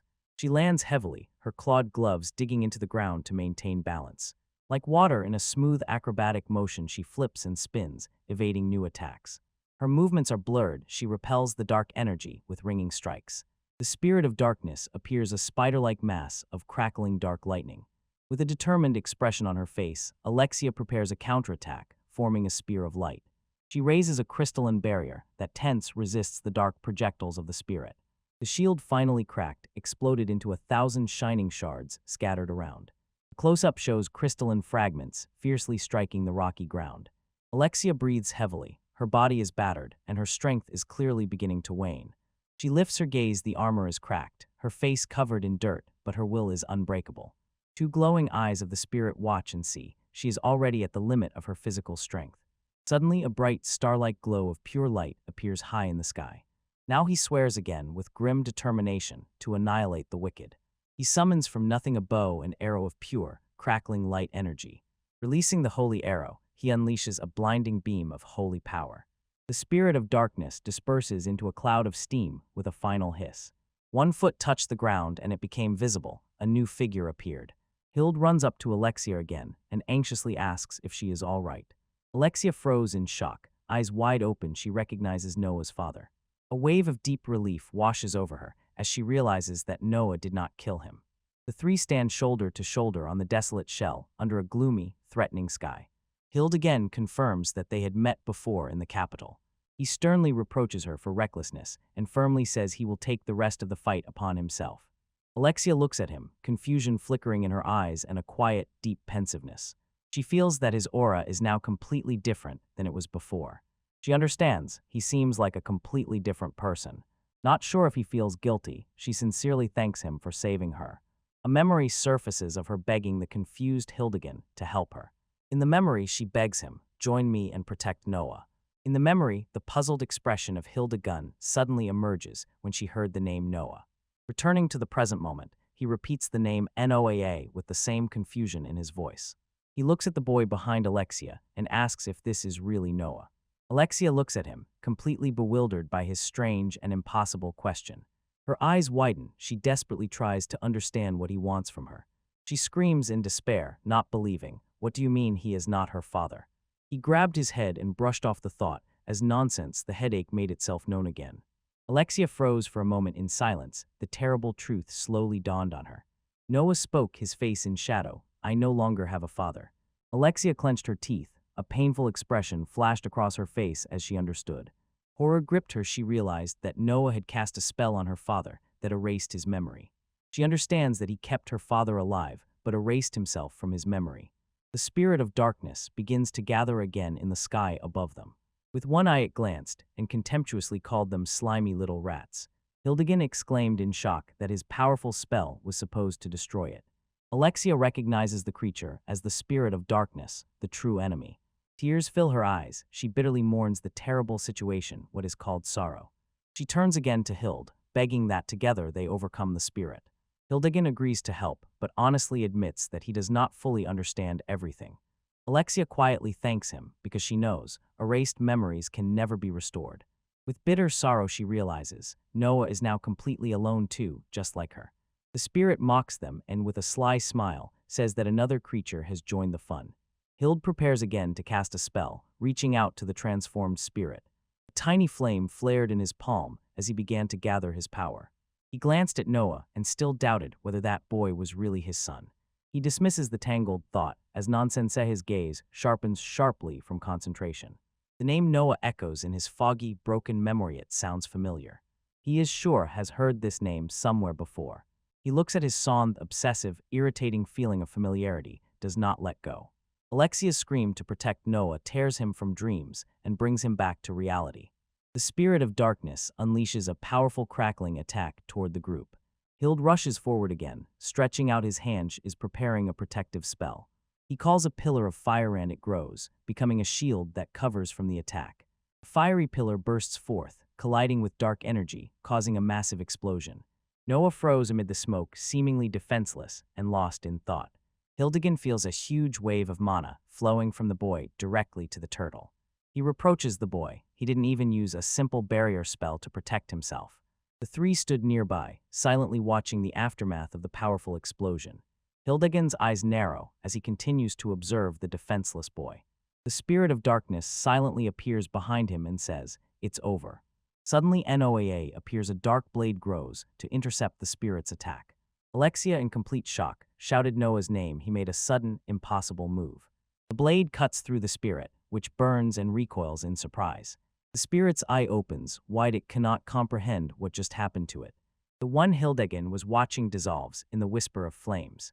They unleashed it on Smirks, and it turned out to be just a simple phantom illusion of fire to deceive their enemy. The spirit of darkness takes shape again, boiling with rage. It was so easily tricked. The illusion instantly completely disappears into a swirl of smoke and flames. Hild teases the spirit again, laughing, "Is that all you can offer?" Enraged by the deception, the spirit of darkness cast an angry glance and vowed to make them regret tricking him. It instantly unleashes a barrage of energy beams at Noah and his father. Lightning fast, Hild grabbed his son again and rushed aside, dodging the deadly attack. Buying them a moment, he breathes a sigh of relief. Their opponent is a foolish spirit. Three comrades hide in the crater, and Alexia looks at them with worry on her face. Hildegard's relief instantly melted away, replaced by anxiety. He felt something was wrong. He understands with grim certainty his son Noah is running out of mana. Seeing Noah in a weak state, Alexia immediately offered to give him her mana. Hild again rejects the proposal, saying that she herself is exhausted and decides let him do it. Doubt suddenly crosses his face. Can Noah really win this duel? He raises his hand, and suddenly he is overwhelmed with confidence that something is wrong with the body. He prepares to transfer his energy, and the strange, disturbing feeling only intensifies. Hild again warns Alexia, be vigilant against the phantom turtle, and she agrees. His face becomes resolute, his gaze sharpens, despite the storm in his heart. Noah, completely exhausted, closes his eyes. He has almost no strength left. Suddenly, a sharp pulsating pain runs through the hilt pressed to his head. The blurred figure of a woman appears in his imagination as he whispers her name, Riene. He wonders why he is thinking about her now, when he notices how much Noah resembles her. Alexia and Hildegard stood together in tense silence on the battlefield.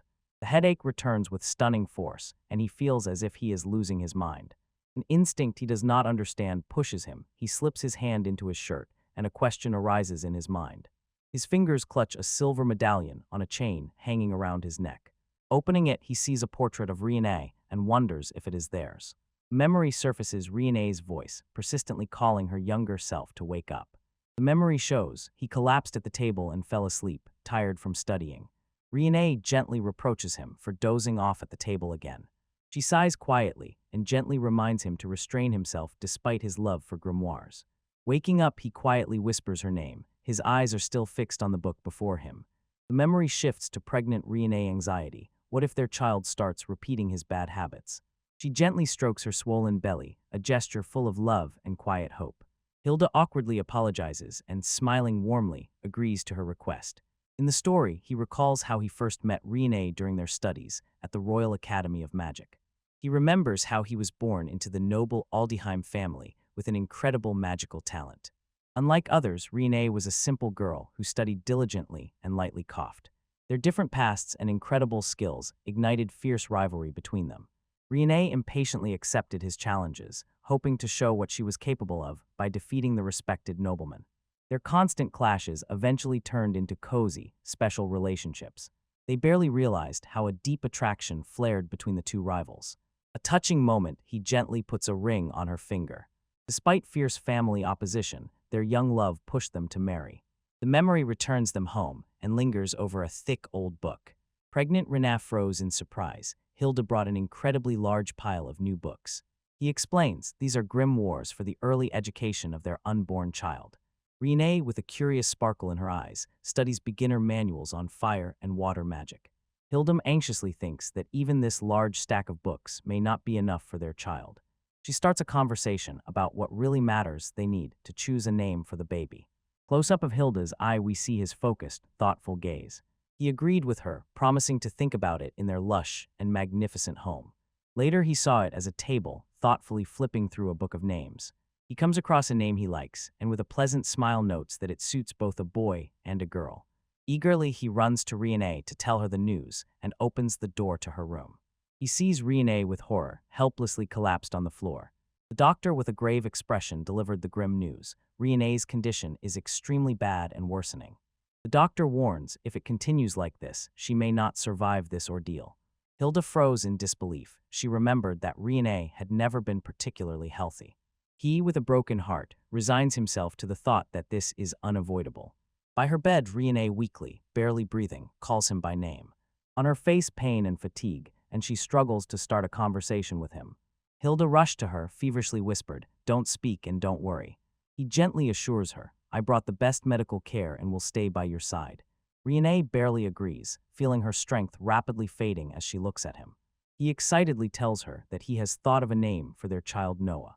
Rainer repeats the name. A slight smile touches her lips as she says it is a beautiful name. Hilda's smile is like a glimpse of brief, shared joy amid sadness. Her face darkens with sorrow. She foresees that she will not see their child's face. He shouted her name. His hope was shattered by her gloomy and categorical words. She quietly apologizes for the heavy burden she places on his shoulders. He firmly squeezes her hand as she whispers that she loves him. A tear ran down his face, and he cried her name in despair. Riene smiles peacefully, confirming her love with a simple and final yes. In her last words, there was love for him that echoed through their home. Hilda is shown bending over her motionless figure on the bed, broken by grief. At the other end of the house, the loud, strong cry of a newborn fills the air. The story confirms Riene gave birth to a child, then quietly passed away. He will take her lifeless body from his arms, with utter despair on his face. He screams into the empty room, begging her not to leave him alone. His story showed that he could not accept her death at all. He knew he had to love Noah twice as much to fill the emptiness she left. He held his breath in shock when he first saw his newborn son.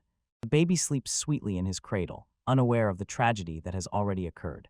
Gil desires Vaden, and within him flares a terrible realization as he feels the power of that child. The infant is wrapped in a bright glow, an incredible amount of mana swirls within him. The doctor, stunned, exclaimed that he had never seen so much mana. This child is a true miracle. Dr. Marvel found himself in infant's magnificent monomeridians. Hilda receives this incredible news with a chillingly cold, indifferent expression on her face. A dark, twisted thought grows in his mind. Rain sacrificed her life for this child. His eye is wide open from the terrible revelation. His mind distorts the truth about her death. To protect his own heart, he decides that the child's sole purpose is to become the greatest mage. The memory jumps 5 years ahead to the day he learned about Noah's true talent. Now he doubts the word translation, his long-nurtured fantasies shattered to pieces. The battlefield, a scene of destruction, smoke and debris fill the air. Huge sharp spikes protrude from the ground, remnants of a fierce battle. Noah slowly comes to his senses in the crater, leaning on his father. As soon as his consciousness returns, all of Hildagen's erased memories come alive with it. He vividly remembers raising his hand to the child he had with his beloved Riene. Alexia looks puzzled, not understanding what is happening to the man. In the role of Grimm, Hildegard feels the full weight of his past deeds on himself. His face contorts with horror. He surely understands that he is the worst father one could imagine. He shouts that now he remembers everything he did to Noah. He is torn apart by remorse for those unforgivable sins he committed against the child he had with Riene. On the battlefield strewn with craters, the battle-worn hill stands again beside the warrior Alexia. Alexia is stunned. She cannot believe it. Could he have impossibly regained his erased memories? Kneeling is beside his unconscious son, and Hildegard's face is a mask of how horror is just awakening. From the darkness descends a shadowy creature with glowing eyes and announces that it has finally found them. With a frightened expression, Alexia turns back, sensing a new, immediate danger. The spirit of darkness angrily reproaches them. They have been fooling around for too long. Seeing the inevitable threat, Alexia desperately shouted to Hildegard, "Careful." Tears of self-hatred flow down Hildegard's face as his memories return. Alexia let out a short groan and tensed as the spirit lunged to attack from behind. A sharp tentacle of darkness slams into the ground with a dull thud. Hildegard grabbed Alexia and sharply pulled her away from the spirit's devastating blow. The attack bursts out with a huge explosion that almost engulfed them both. Gasping from exhaustion, Alexia admits that she has no mana left to continue fighting. She begs Hildegard to take Noah and immediately flee to a safe place. Hild hesitates again, torn between fleeing and leaving her to fight alone. Hovering over them, the spirit of darkness growls, urging them to hurry. Having made a decision, Hildegard hoisted Noah onto his shoulders and rushed to run away. The shining eyes of the spirit narrowed. It swore not to let them escape. Hildegard is running at full speed, and Alexia jumps into the air to intercept their pursuer. She takes a defensive stance, ready to face alone the creature that surpasses her. The spirit mocks the rune woman, sneering, what can she do now, having outwitted death? Her eyes blaze with fierce determination, and she shouts for it to shut up. She releases a barrage of small energy flashes that hit the spirit's form. Fleeing, Hildegard pants heavily, and his face has become a true mask of shame. In his eyes is deep disgust with himself, and he doubts his cowardly actions. He is tormented by the thought that he lets a young girl fight while he runs away. Shame for his flight weighs on him, while Alexia bravely holds the defense. Having reached a safe distance, he gently laid the unconscious Noah on the ground. His face was like a portrait of torment. A deep inner struggle raged within it. Noah sits pressed against a sharp rock, hunched over, still unconscious and defenseless. The young man's face was peaceful in sleep. He did not even suspect the commotion around him. Hild is again bound by guilt and does not know what to say to his son at all. A flash of memory where he hits his child finally proves it was pure, undeniable violence. His eyes are wide open from the pure horror of self-awareness. Looking at his hand, he felt a dark and desperate desire. He quietly dreams of simply disappearing. A forgotten flame ignites in his palm at the moment. He wants to vanish from this world. The spirit of darkness seized Alexia a tentacle bit into her raised arm. It offers to spare her life if she obediently surrenders Noah. Alexia boldly says that it is Noah who will defeat it. The spirit laughs, saying that even the Runen king could not change this turtle. It whispers for you to surrender and die with dignity while the dark thorn approaches. The footsteps echoed to announce the arrival, and the spirit's attack immediately ceased. Alexia turns sharply, and surprise is visible on her face from the sudden interruption. The spirit's shining eyes also turned to the newcomer. Hildegard returned, and his voice, cold and unwavering, ordered the spirit to release Alexia. He swayed slightly, his body battered, but his determination unshaken. Alexia froze in shock, seeing him again on the battlefield. He stands alone, a solitary figure, facing the terrible monster. The spirit mocks him. You are a real fool. You fled, and then you returned. Still captive, Alexia screams, asking why he returned. He quietly reassures her, explaining that he took Noah to a safe place. He adds that he also put up a protective barrier around his son. Alexia listens, and on her troubled face, concern is still visible. Again, Hild painfully begins to confess, calling himself a worthless person. He clutches his head in despair and admits that he ruined his son's life. A flash of understanding lit up in the eyes when Alexia finally confirmed his identity. Hild torments himself again and says that he does not deserve to live. Alexia looks at him, and on her face reads a mixture of pity and respect that is just beginning to awaken. His despair turns into determination. He knows that running away will change nothing. It would again become the same day, the day he blamed Noah for his wife's death. One tear of determination runs down his unwavering face. He clenches his fist and swears that he cannot and will not run away. A new purpose flared up in him. He shouts that he must live. He must live for the sake of his beloved Riene and truly love Noah this time. Alexia watches as he transforms, and a single tear sparkled in her eye. The spirit reacted with a sneer to his sudden emotional outburst and called him a weakling. He waved it off again, saying there is no point in fighting him now. He stands majestically, radiating an incredibly great and powerful aura. Despite his pitiful appearance, he stubbornly insists that he is the strongest fire mage in the world. With one impressive wave of his hand, he begins to gather his power. He swears that his flame will effortlessly incinerate this worthless spirit. The spirit, unimpressed, arrogantly challenges him. Try it. Hild silently, once again, sincerely apologizes to Noah and Riene.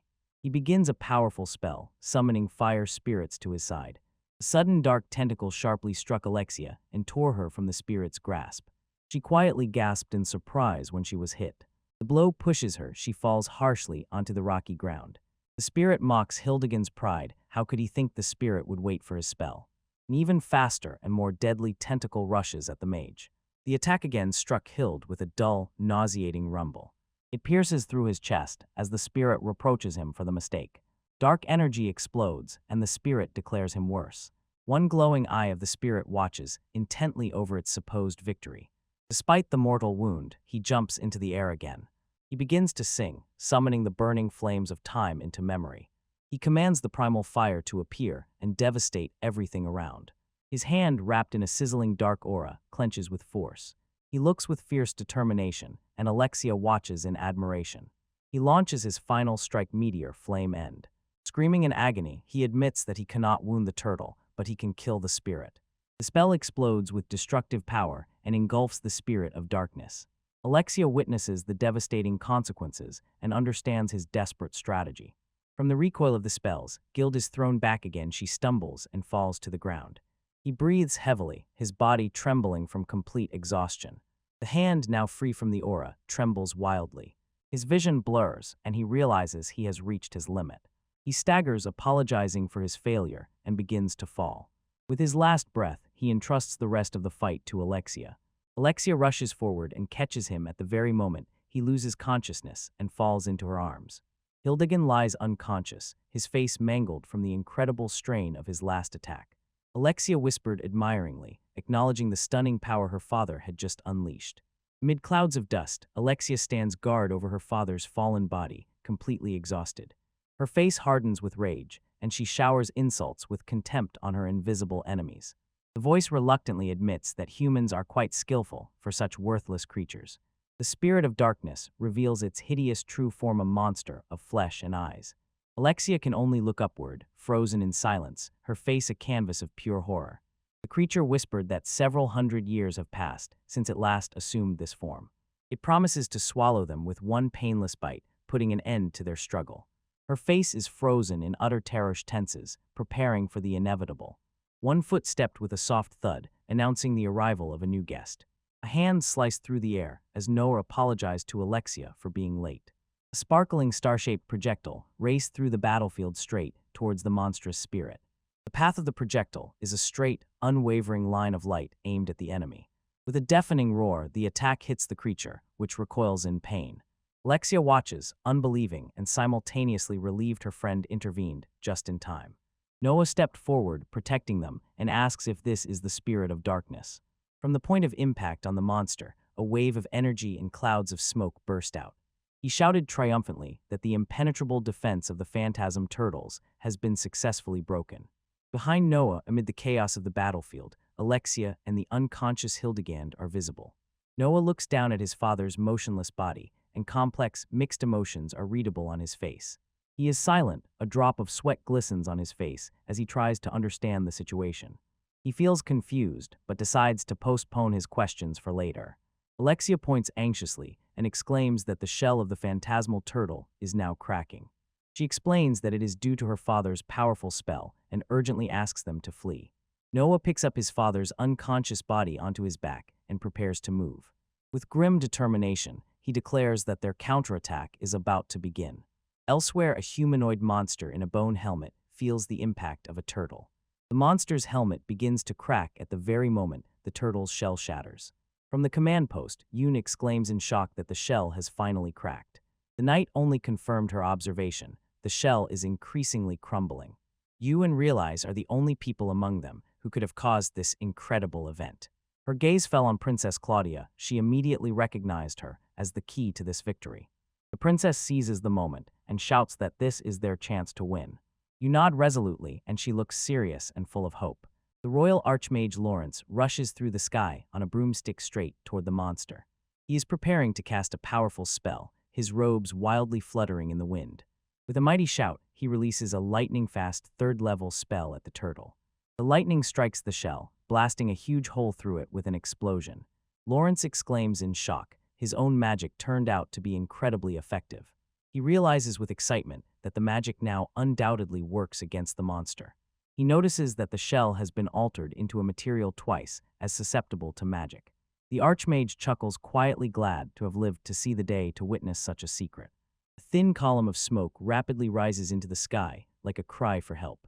Lawrence recognizes the flash as a magical rescue signal, a call for help. The scene shifts to a quiet, ruined stone structure away from the main battle.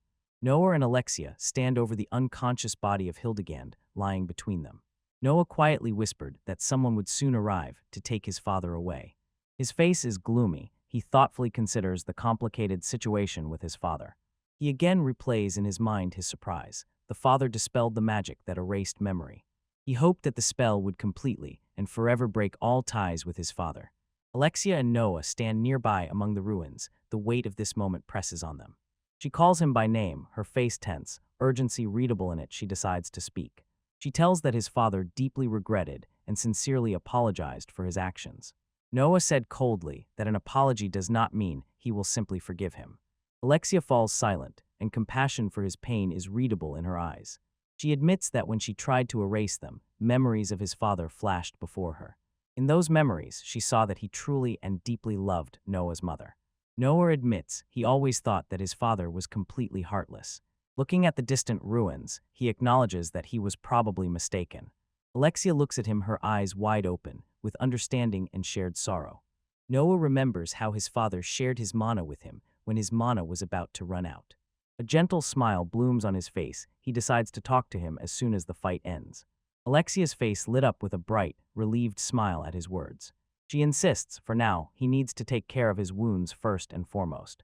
The battle does not subside. The draconic Fafnir goes into a duel with a huge phantom turtle. Fafnir released a powerful energy beam that split the turtle's stone shell. The monster's defense crumbles under the pressure of the devastating attack. Fafnir froze in surprise. He cannot believe that Noah really broke through the monster's defense. The monster's massive fist clenched, preparing for a powerful counterattack. It swung its massive limb and struck Fafnir with such a crash that bones cracked. The soldiers watch in horror as the colossal limb crashes down on their mighty ally. The captain shouted, "Fafnir," but the subordinate grabbed him and held him back. Fafnir digs his claws into the ground, straining to withstand the powerful blow. It quickly recovered, its body tensed and ready to rush into battle again. A surge of power pierces Fafnir. He prepares to transform. With a loud F-whoosh, his body elongates and transforms into a more powerful humanoid form. Torn wings burst from his back, and the ground cracks from the released energy. The phantasm turtle groans as its body continues to crack and disintegrate. Fafnir lets out a triumphant roar now. He is ready to fight at full strength. The soldiers froze in awe, and the captain exclaimed at Fafnir's incredible power. The huge wolfpaw lands with a rumble on the battlefield, announcing the arrival of another S-rank. The king of beasts Fenrir dashed onto the field, carrying his trainer on his back. The S-rank adventurer aloof Misha, with shining eyes, excitedly points to the ongoing battle to her companion. Fenrir releases a low, threatening roar, his gaze fixed on the dragon. Misha froze in surprise. He saw a collar on Fafnir and instantly understood. He is a pet. She asked Fenrir if he knew Fafnir, wondering if such a monster could be tamed. Misha remembers how those two legendary monsters constantly tried to kill each other. Fenrir exhales an icy breath, and from it grows a wall of sharp, jagged ice spikes. Gracefully leaping over his creation, he shortens the distance to his old rival. Fafnir turns around, a questioning expression on his face as he sees his enemy. He disdainfully asks if those newcomers are that ice hybrid from the past. Fenrir snapped back in response, teasing the overcooked lizard out of old habit. The knight desperately begs the two beasts to stop fighting and pay attention to the turtle. The army did not miss the chance and covered the distracted turtle with cannon fire. They rush forward, knowing that the monster's defense is now significantly weakened. Magi intensely direct their energy into pillars covered with runes, preparing a binding spell. Rays of light burst forward, intertwining into a sparkling mesh of energy. The tools of binding magic are fully activated and ready to break free. The glowing mesh has caught the phantasmal turtle and forced the beast to freeze. On the battlefield, a colossal ghostly turtle is caught in shining magical chains. Two young magi in identical uniforms stand frozen, looking at the scene with expressions of panic. With incredible strength, the creature begins to tear apart the magical chains, and the observer notices that although the spell is fading, it still manages to slow it down. The warrior's blade heel digs into the ground, preparing for a decisive move. With a fierce battle cry, Alexia raises her gun sword, ready to launch an attack. She rushes up the monster's leg, digging in her heels to push off. Her powerful strike and a stream of liquid bursts from the wound. She is convinced that even tiny damages will sooner or later add up to something big. The ground trembled as a wave of adventurers rushed into attack. A motley group of warriors lands on the massive limb of the beast. The bald warrior gathered his comrades and with fire in his eyes called to give all their strength. Numerous adventurers relentlessly storm the monster's tough stone skin. The phantom turtle emits a painful groan from the combined pressure. The legendary beasts Fafnir and Fenrir charged at that creature to fight. Fafnir's dragon eye burns intensely, focused on their common enemy. Together, Fafnir and Fenrir unleash a joint attack of energy and ice. Their opposing forces merge into one devastating explosion of magic. The phantom turtle roars in pain under the merciless powerful assault. From a height, Princess Claudia watches the battle with a serious expression. A roar of a colossal monster thundered, its huge body loomed over the walls of the capital.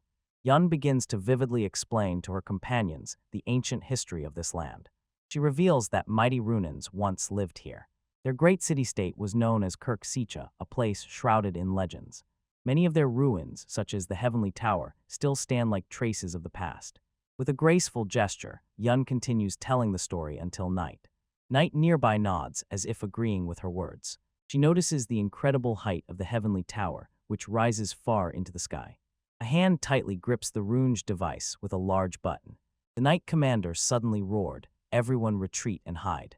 He announces, the last line of defense has been breached, the final phase begins.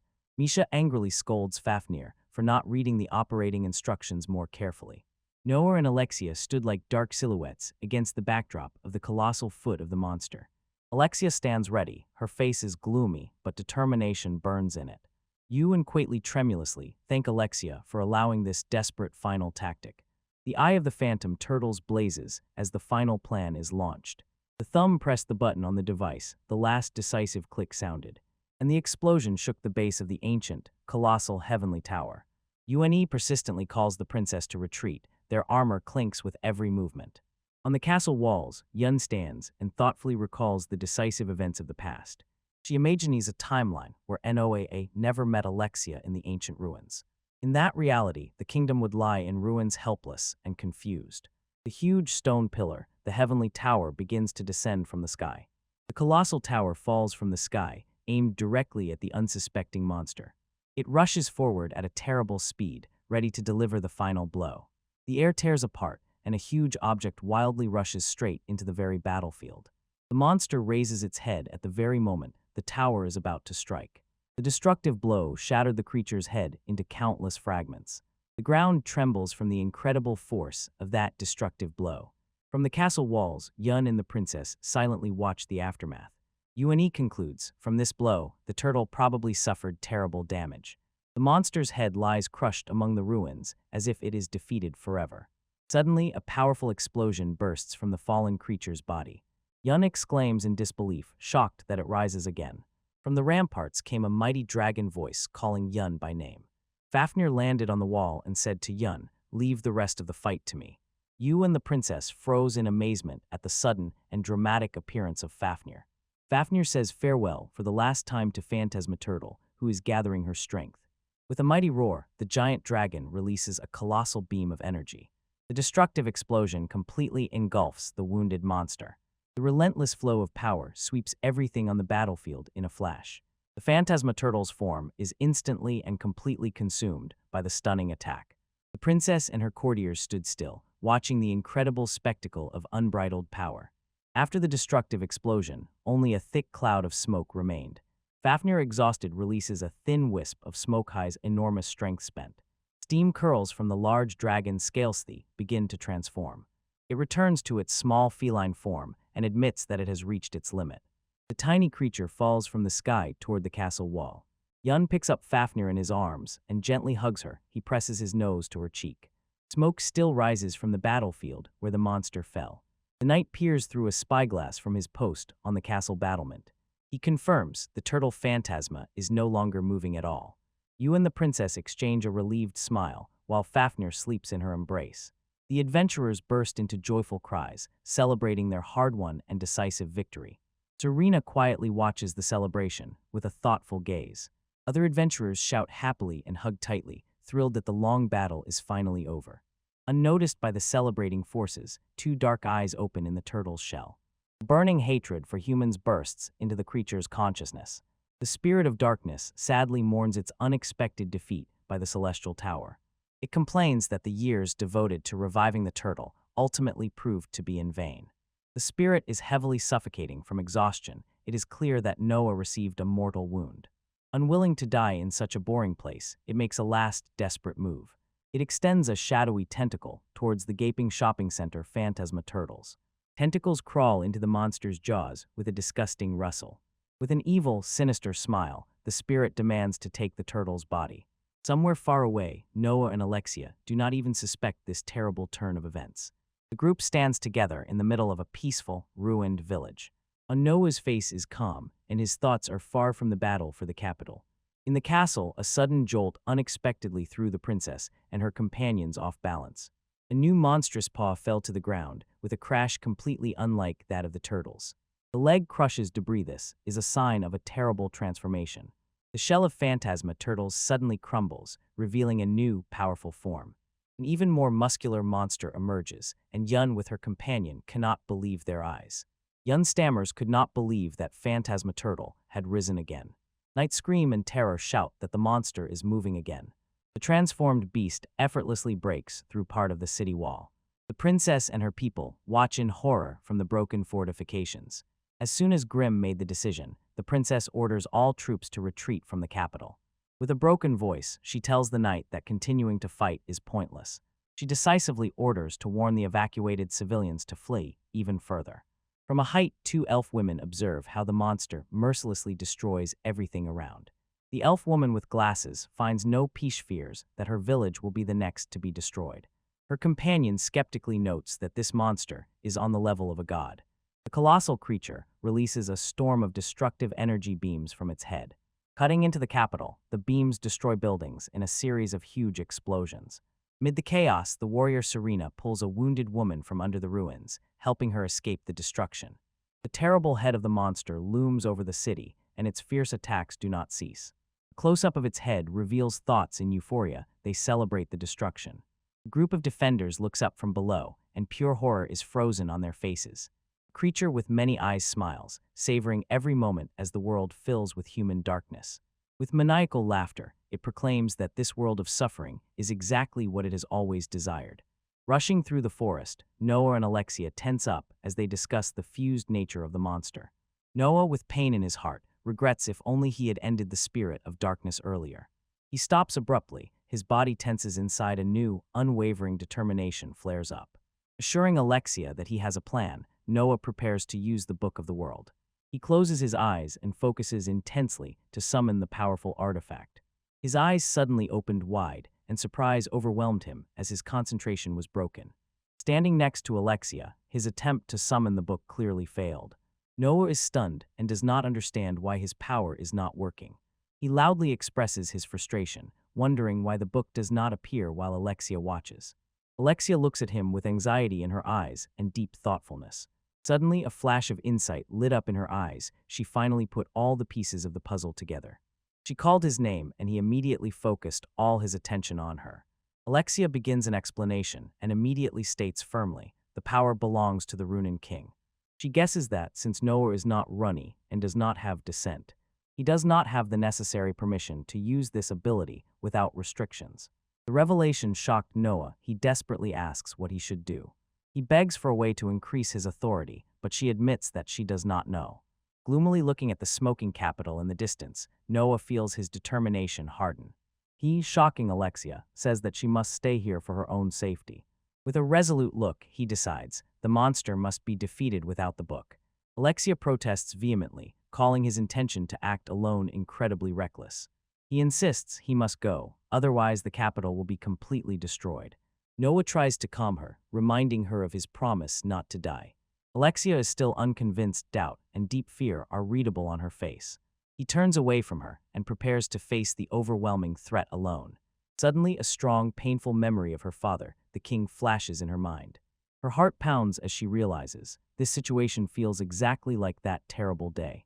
She again sees that painful moment when she lost her father forever. Tears gather in her eyes, and she quietly rejects this terrible comparison. She screams that she will never allow to lose another person dear to her. Watching Noah fly away, her despair turns into a sudden, desperate action. Her gaze becomes stone cold as a radical idea ripens in her mind. Saying she has a solution, she dashed off at full speed. With a powerful leap, she shoots through the forest, chasing after him.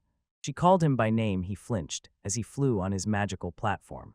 Noah turns around, eyes wide with surprise. She is pursuing him. Landing nearby, she said she found a way to raise his authority. Alexia explains, the father is gone, so the Kirkshechi throne is empty. She grabbed the front of his uniform and pulled him toward herself. With unwavering confidence, she insists they must get married. Marrying her, she announces that Noah will officially become king. She leans closer, ready to seal her bold proposal. Alexia kisses a completely surprised Noah, her eyes closed in concentration. Suddenly, a memory of her kind-hearted father surfaces in her mind. She remembers herself as a little, innocent child playing with her toys. Her father explained that a kiss for the Ronian people is a deeply sacred act. Now they stand pressed tightly against each other after that memorable kiss. Alexia's thoughts become a quiet vow that grants Noah the eternal blessing of the runes. They pull away from each other, both blushing from the sudden and deep intimacy. Confused, Noah can only stammer and whisper her name in response. She apologizes for her sudden and abrupt action. Firmly and irrevocably, she declared, from now on they are officially married. A powerful fiery aura instantly erupts around Noah's body. He is stunned by a huge, sudden surge of new, unfamiliar power. Alexia confirms he is now the Rune King. His power is boundless. Energy crackles around both of them as she shouts his name and hope. Suddenly, the Book of the World materializes before him and persistently pushes him, defeat the monster. Noah froze before the ancient tomb, his face showing both admiration and determination. Smoke still curls into the sky from the burning capital. Amid the ruins, a trapped knight tells his comrades to escape. Other knights refuse, but know they are unable to move those debris. The chief knight stood frozen in complete despair, realizing he was helpless. The squad of knights stands shoulder to shoulder before a grim and hopeless situation. A colossal monster trudged heavily into view, looming over the city wall.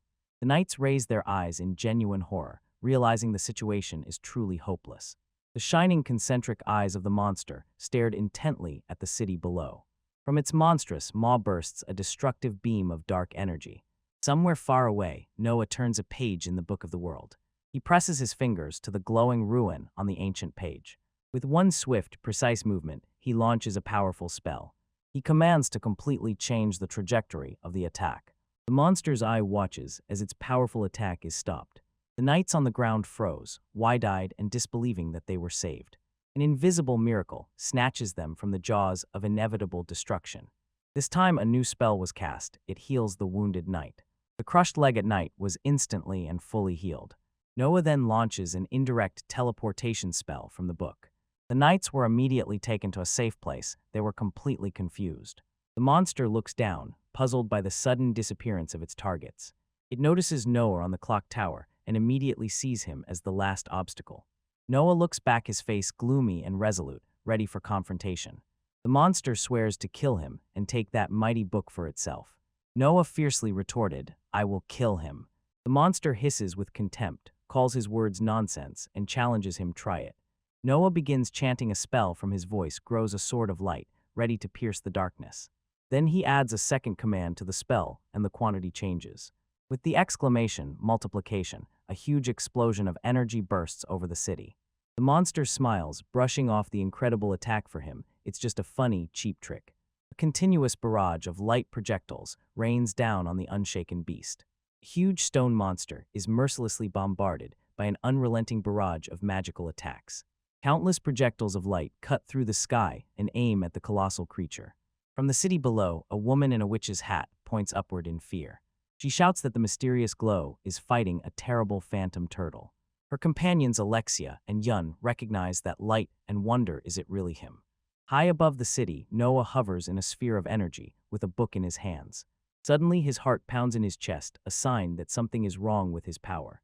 A drop of sweat ran down his face, and he suddenly realized that the mana was about to run out. The monster, with a twisted smile, mockingly says that the book is useless without enough energy. Noah grimly accepts that an incredible amount of mana is needed to change the world. He opens the book, a serious expression on his face. He thoughtfully considers his next move. His gaze fell on a record in the book dedicated specifically to him, Noah Aldeheim. With a sharp sound, he transforms himself with one decisive movement of his hand. The book reveals a passage about how to rebuild mana paths to surpass one's own limits. When the spell worked, a dazzling flash of white energy burst from him. He decides if the world cannot be changed, he will have to change himself. Around him, a storm of crackling lightning flares up, and wild, relentless force tears his clothes. Now transformed, he becomes a blurred spot of movement and rushes through the storm.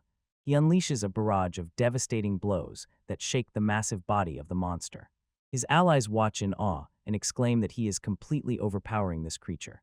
Noah tears through the air, striking the monster with incredible speed and strength.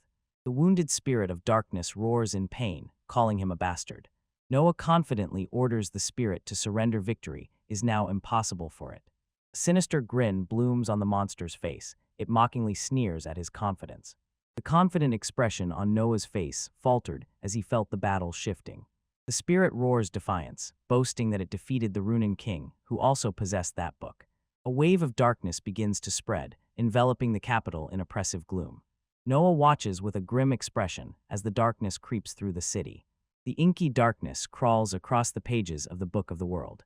He shouts in disbelief as the shadow seems to devour the ancient text. The spirit laughs, declaring that it has covered the laws of the world with its darkness. Seizing the moment, the monster swung its massive leg and drew it in a powerful arc. The kick lands with a terrible crack, and Noah is thrown into the air. He is thrown backward, crashing with a terrible roar into the side of a tall stone tower. From the unstoppable force of this brutal blow, the structure around him crumbles. The sinister silhouette of the monster, dripping with viscous slime, looms over the city. The voice of the creation thundered, promising death and devouring to all who remained. Below, Noah's allies lift their eyes from the streets covered with debris and froze in complete horror. The night screams that everything is over as the tentacles of darkness descend. Beaten and bruised all over, Noah sank down, leaning on the rubble of the broken tower. He clenches his teeth, despair and anger engulf him. He believes that the Book of the World is now useless. His gaze fell on the book, and his eyes widened with sudden insight. He notices a wonder in the blackened pages that ignites a spark of hope. A close-up of his eye within it breaks through the seed of understanding the illusion. He sees that the pages are not painted over. Instead, they are completely filled with dense text. The letters are compressed into such incredible density that they look like a solid mass. He freezes with admiration before the immense complexity of the language he had never seen before. Fire flared in his eyes. He knew that his talent would allow him to read it. He recalls his lonely childhood spent studying and suddenly realizes it was all not in vain. His talent for translation was not at all wasted. All of this was preparing him precisely for this moment. The spirit of darkness laughs, confident that it has finally won. Suddenly, the tentacles of darkness descending froze in the air and ceased their advance. Cracks begin to appear on the shadowy figures. Their strength is failing. The monster looks puzzled, in its numerous eyes a silent question. From the smoking ruins of the tower emerges Noah, a solitary silhouette of defiance. In a calm voice, he declared that he would stand to defend against the approaching darkness. He will use the impenetrable defense of the phantasma turtles themselves against the monster. Noah, with a sparkle in his eyes, explains that with the power of this book, he can create anything from simple letters. His allies below froze in complete amazement, looking up at that miraculous shield. The spirit of darkness splashed against the newly created barrier, and scattered without causing any harm. It sounds incredulous. How could a book reproduce a turtle's shell? Noah looks coldly, and decisively his plan is unfolding. He explains that the shell of this turtle is designed to absorb all the mana flying at it. Giant spikes curve upward, forming an impenetrable dome over the city. The last sharp sound and the spikes have locked together, completely sealing the dome. Inside the dome, light begins to flicker, and the spikes tense, preparing to release energy. The monster's eyes opened wide as it realized the trap had worked. Noah reveals his plan. The lights will push the absorbed mana back to its very source. Bright starry lights flare at the tips of the spikes. The dome explodes with light, and beams of energy crash down on the spirit of darkness. The creature is trapped by its own power. It is struck from all sides. It groans in pain, crushed by the continuous attack from multiple sides. Noah watches as it perishes, face calm, determination unwavering. The spirit cried out in the last moments, unable to comprehend its defeat. Noah watches, face smeared with dirt, but eyes clear and steadfast. He says that the spirit has not changed, but humanity is no longer the same. The silhouette of a young woman stands before a huge structure, a symbol of hope. A young girl prays. She embodies the will of the people. He tells how humanity preserved and passed on knowledge and feelings to future generations through the pages of books. No one says that today lives on what all humanity has accumulated. The Book of the World slammed shut its mission in this battle accomplished.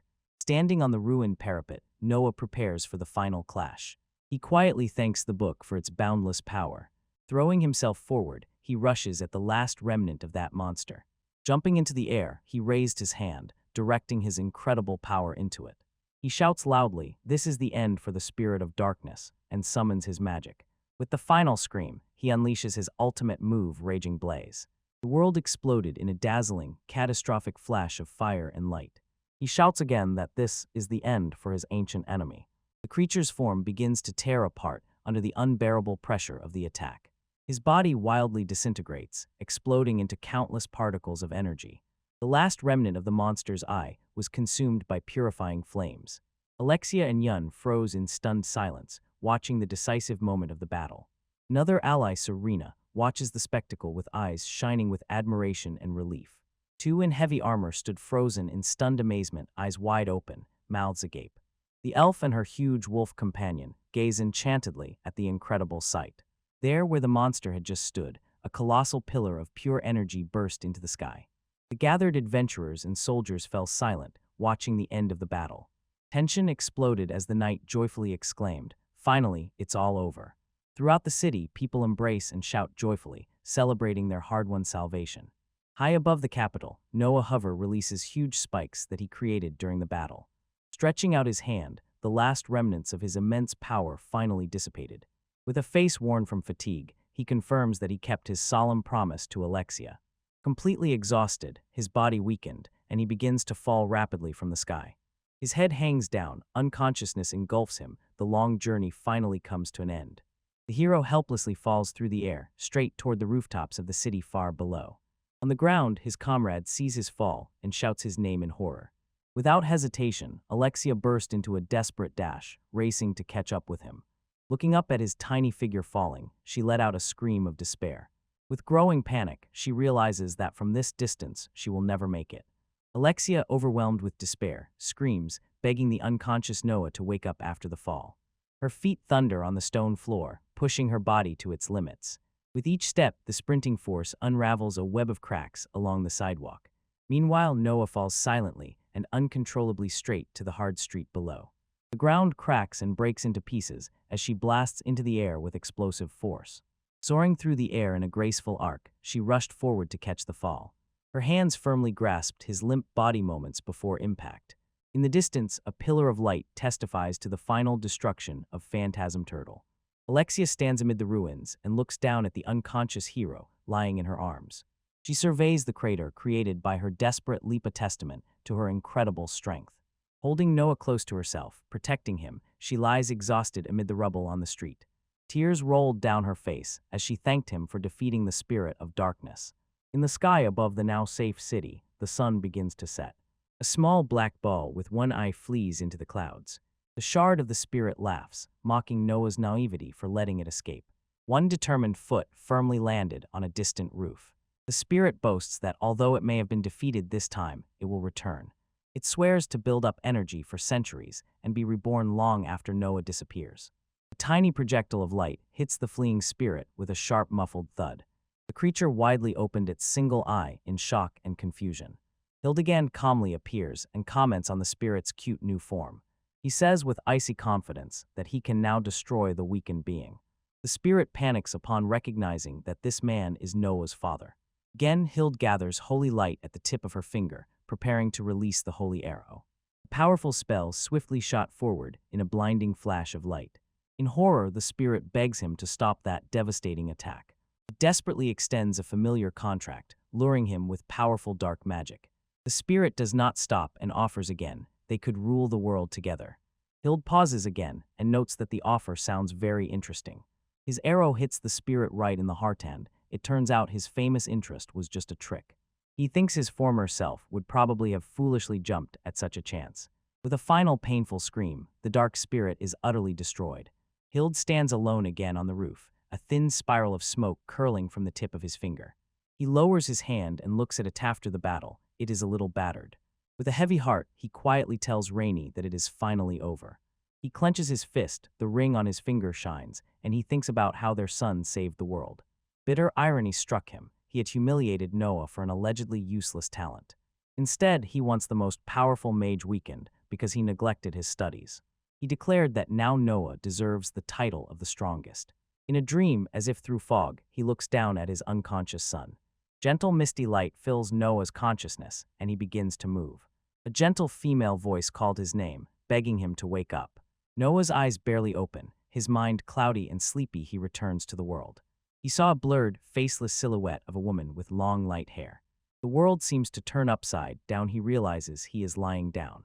He immediately recognizes the luxurious room, part of Yuna's estate. Alexia fell onto the edge of the bed and slept soundly. Her hand still gently squeezes his like a testament to her vigilance. He quietly got up, whispered her name, and she stirred. His first thought was the battle, and he immediately asked what happened after it ended. The bedroom door opens, a young woman exclaims. He finally woke up. This is Fafnir in human form. She beams a joyful smile and congratulates him on the victory. Noah, to his surprise, learns that he was unconscious for half a day. Fafnir says that his monomeridians were torn to shreds, but his friends healed him. Noah silently watches and absorbs the news about his condition and his friends' care. Alexia is still sleeping. Her calm facial expression sharply contrasts with the recent chaos. He anxiously asks about the state of the capital, worryingly thinking about the consequences. Fafnir draws back the curtains and reassures him the damage is minimal. Her eyes shine brightly with pride as she tells him about the restoration efforts. Noah looks through the window and cannot believe that the repairs have already begun. Down on the street, life was bustling. Workers were clearing debris and rebuilding everything anew. A tiny fairy flashed past the window, and her cheerful exclamation caught Noah by surprise. Fafnir says that the fairies rushed to the capital immediately after the battle to help.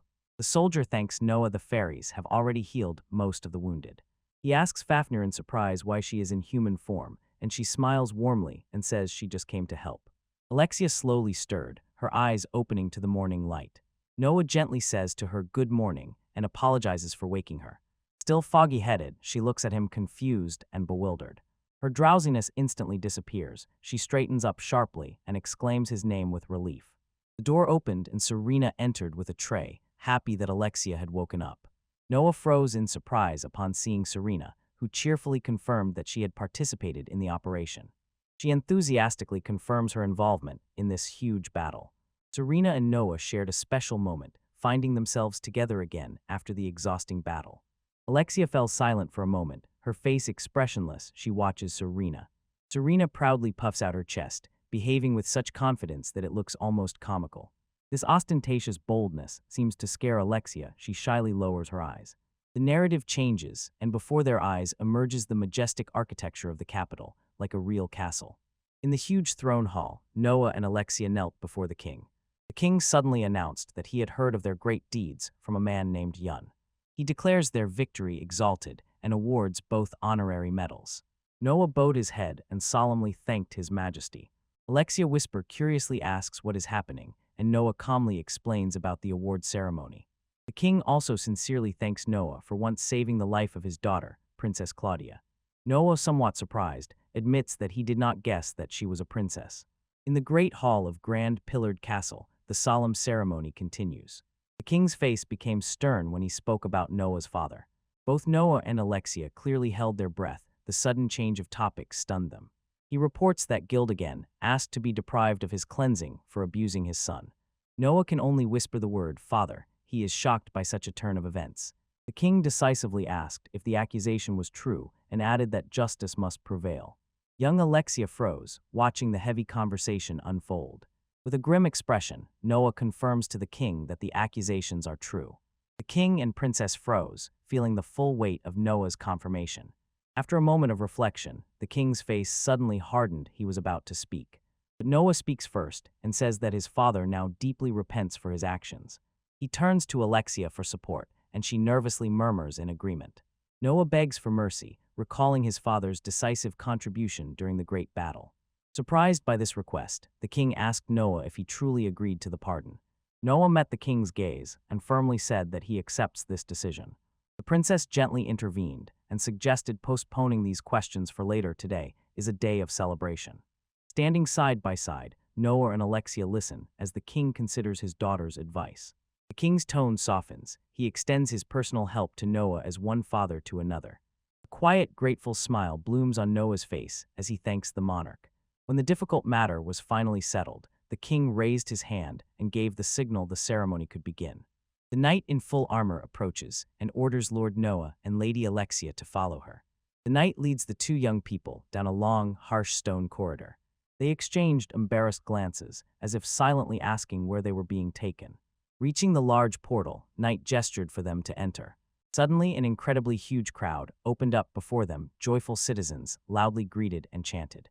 Now they stand on a high balcony and look at the sea of people who are rejoicing. Noah and Alexia were both in complete shock from the incredibly unexpected reception. The crowd roars, calling them heroes and thanking them for saving the capital. Their initial shock melts away instead. Shared radiant smiles of gratitude bloom on their faces. From another angle, their friends Serena and Yun Watch pride is visible on their faces. The elf and her huge wolf companion also smile, looking at the heroes. At the edge of the crowd, a lone figure in silhouette silently watches the celebration. Noah and Alexia raised their hands before the admiring crowd. Their great victory was officially confirmed.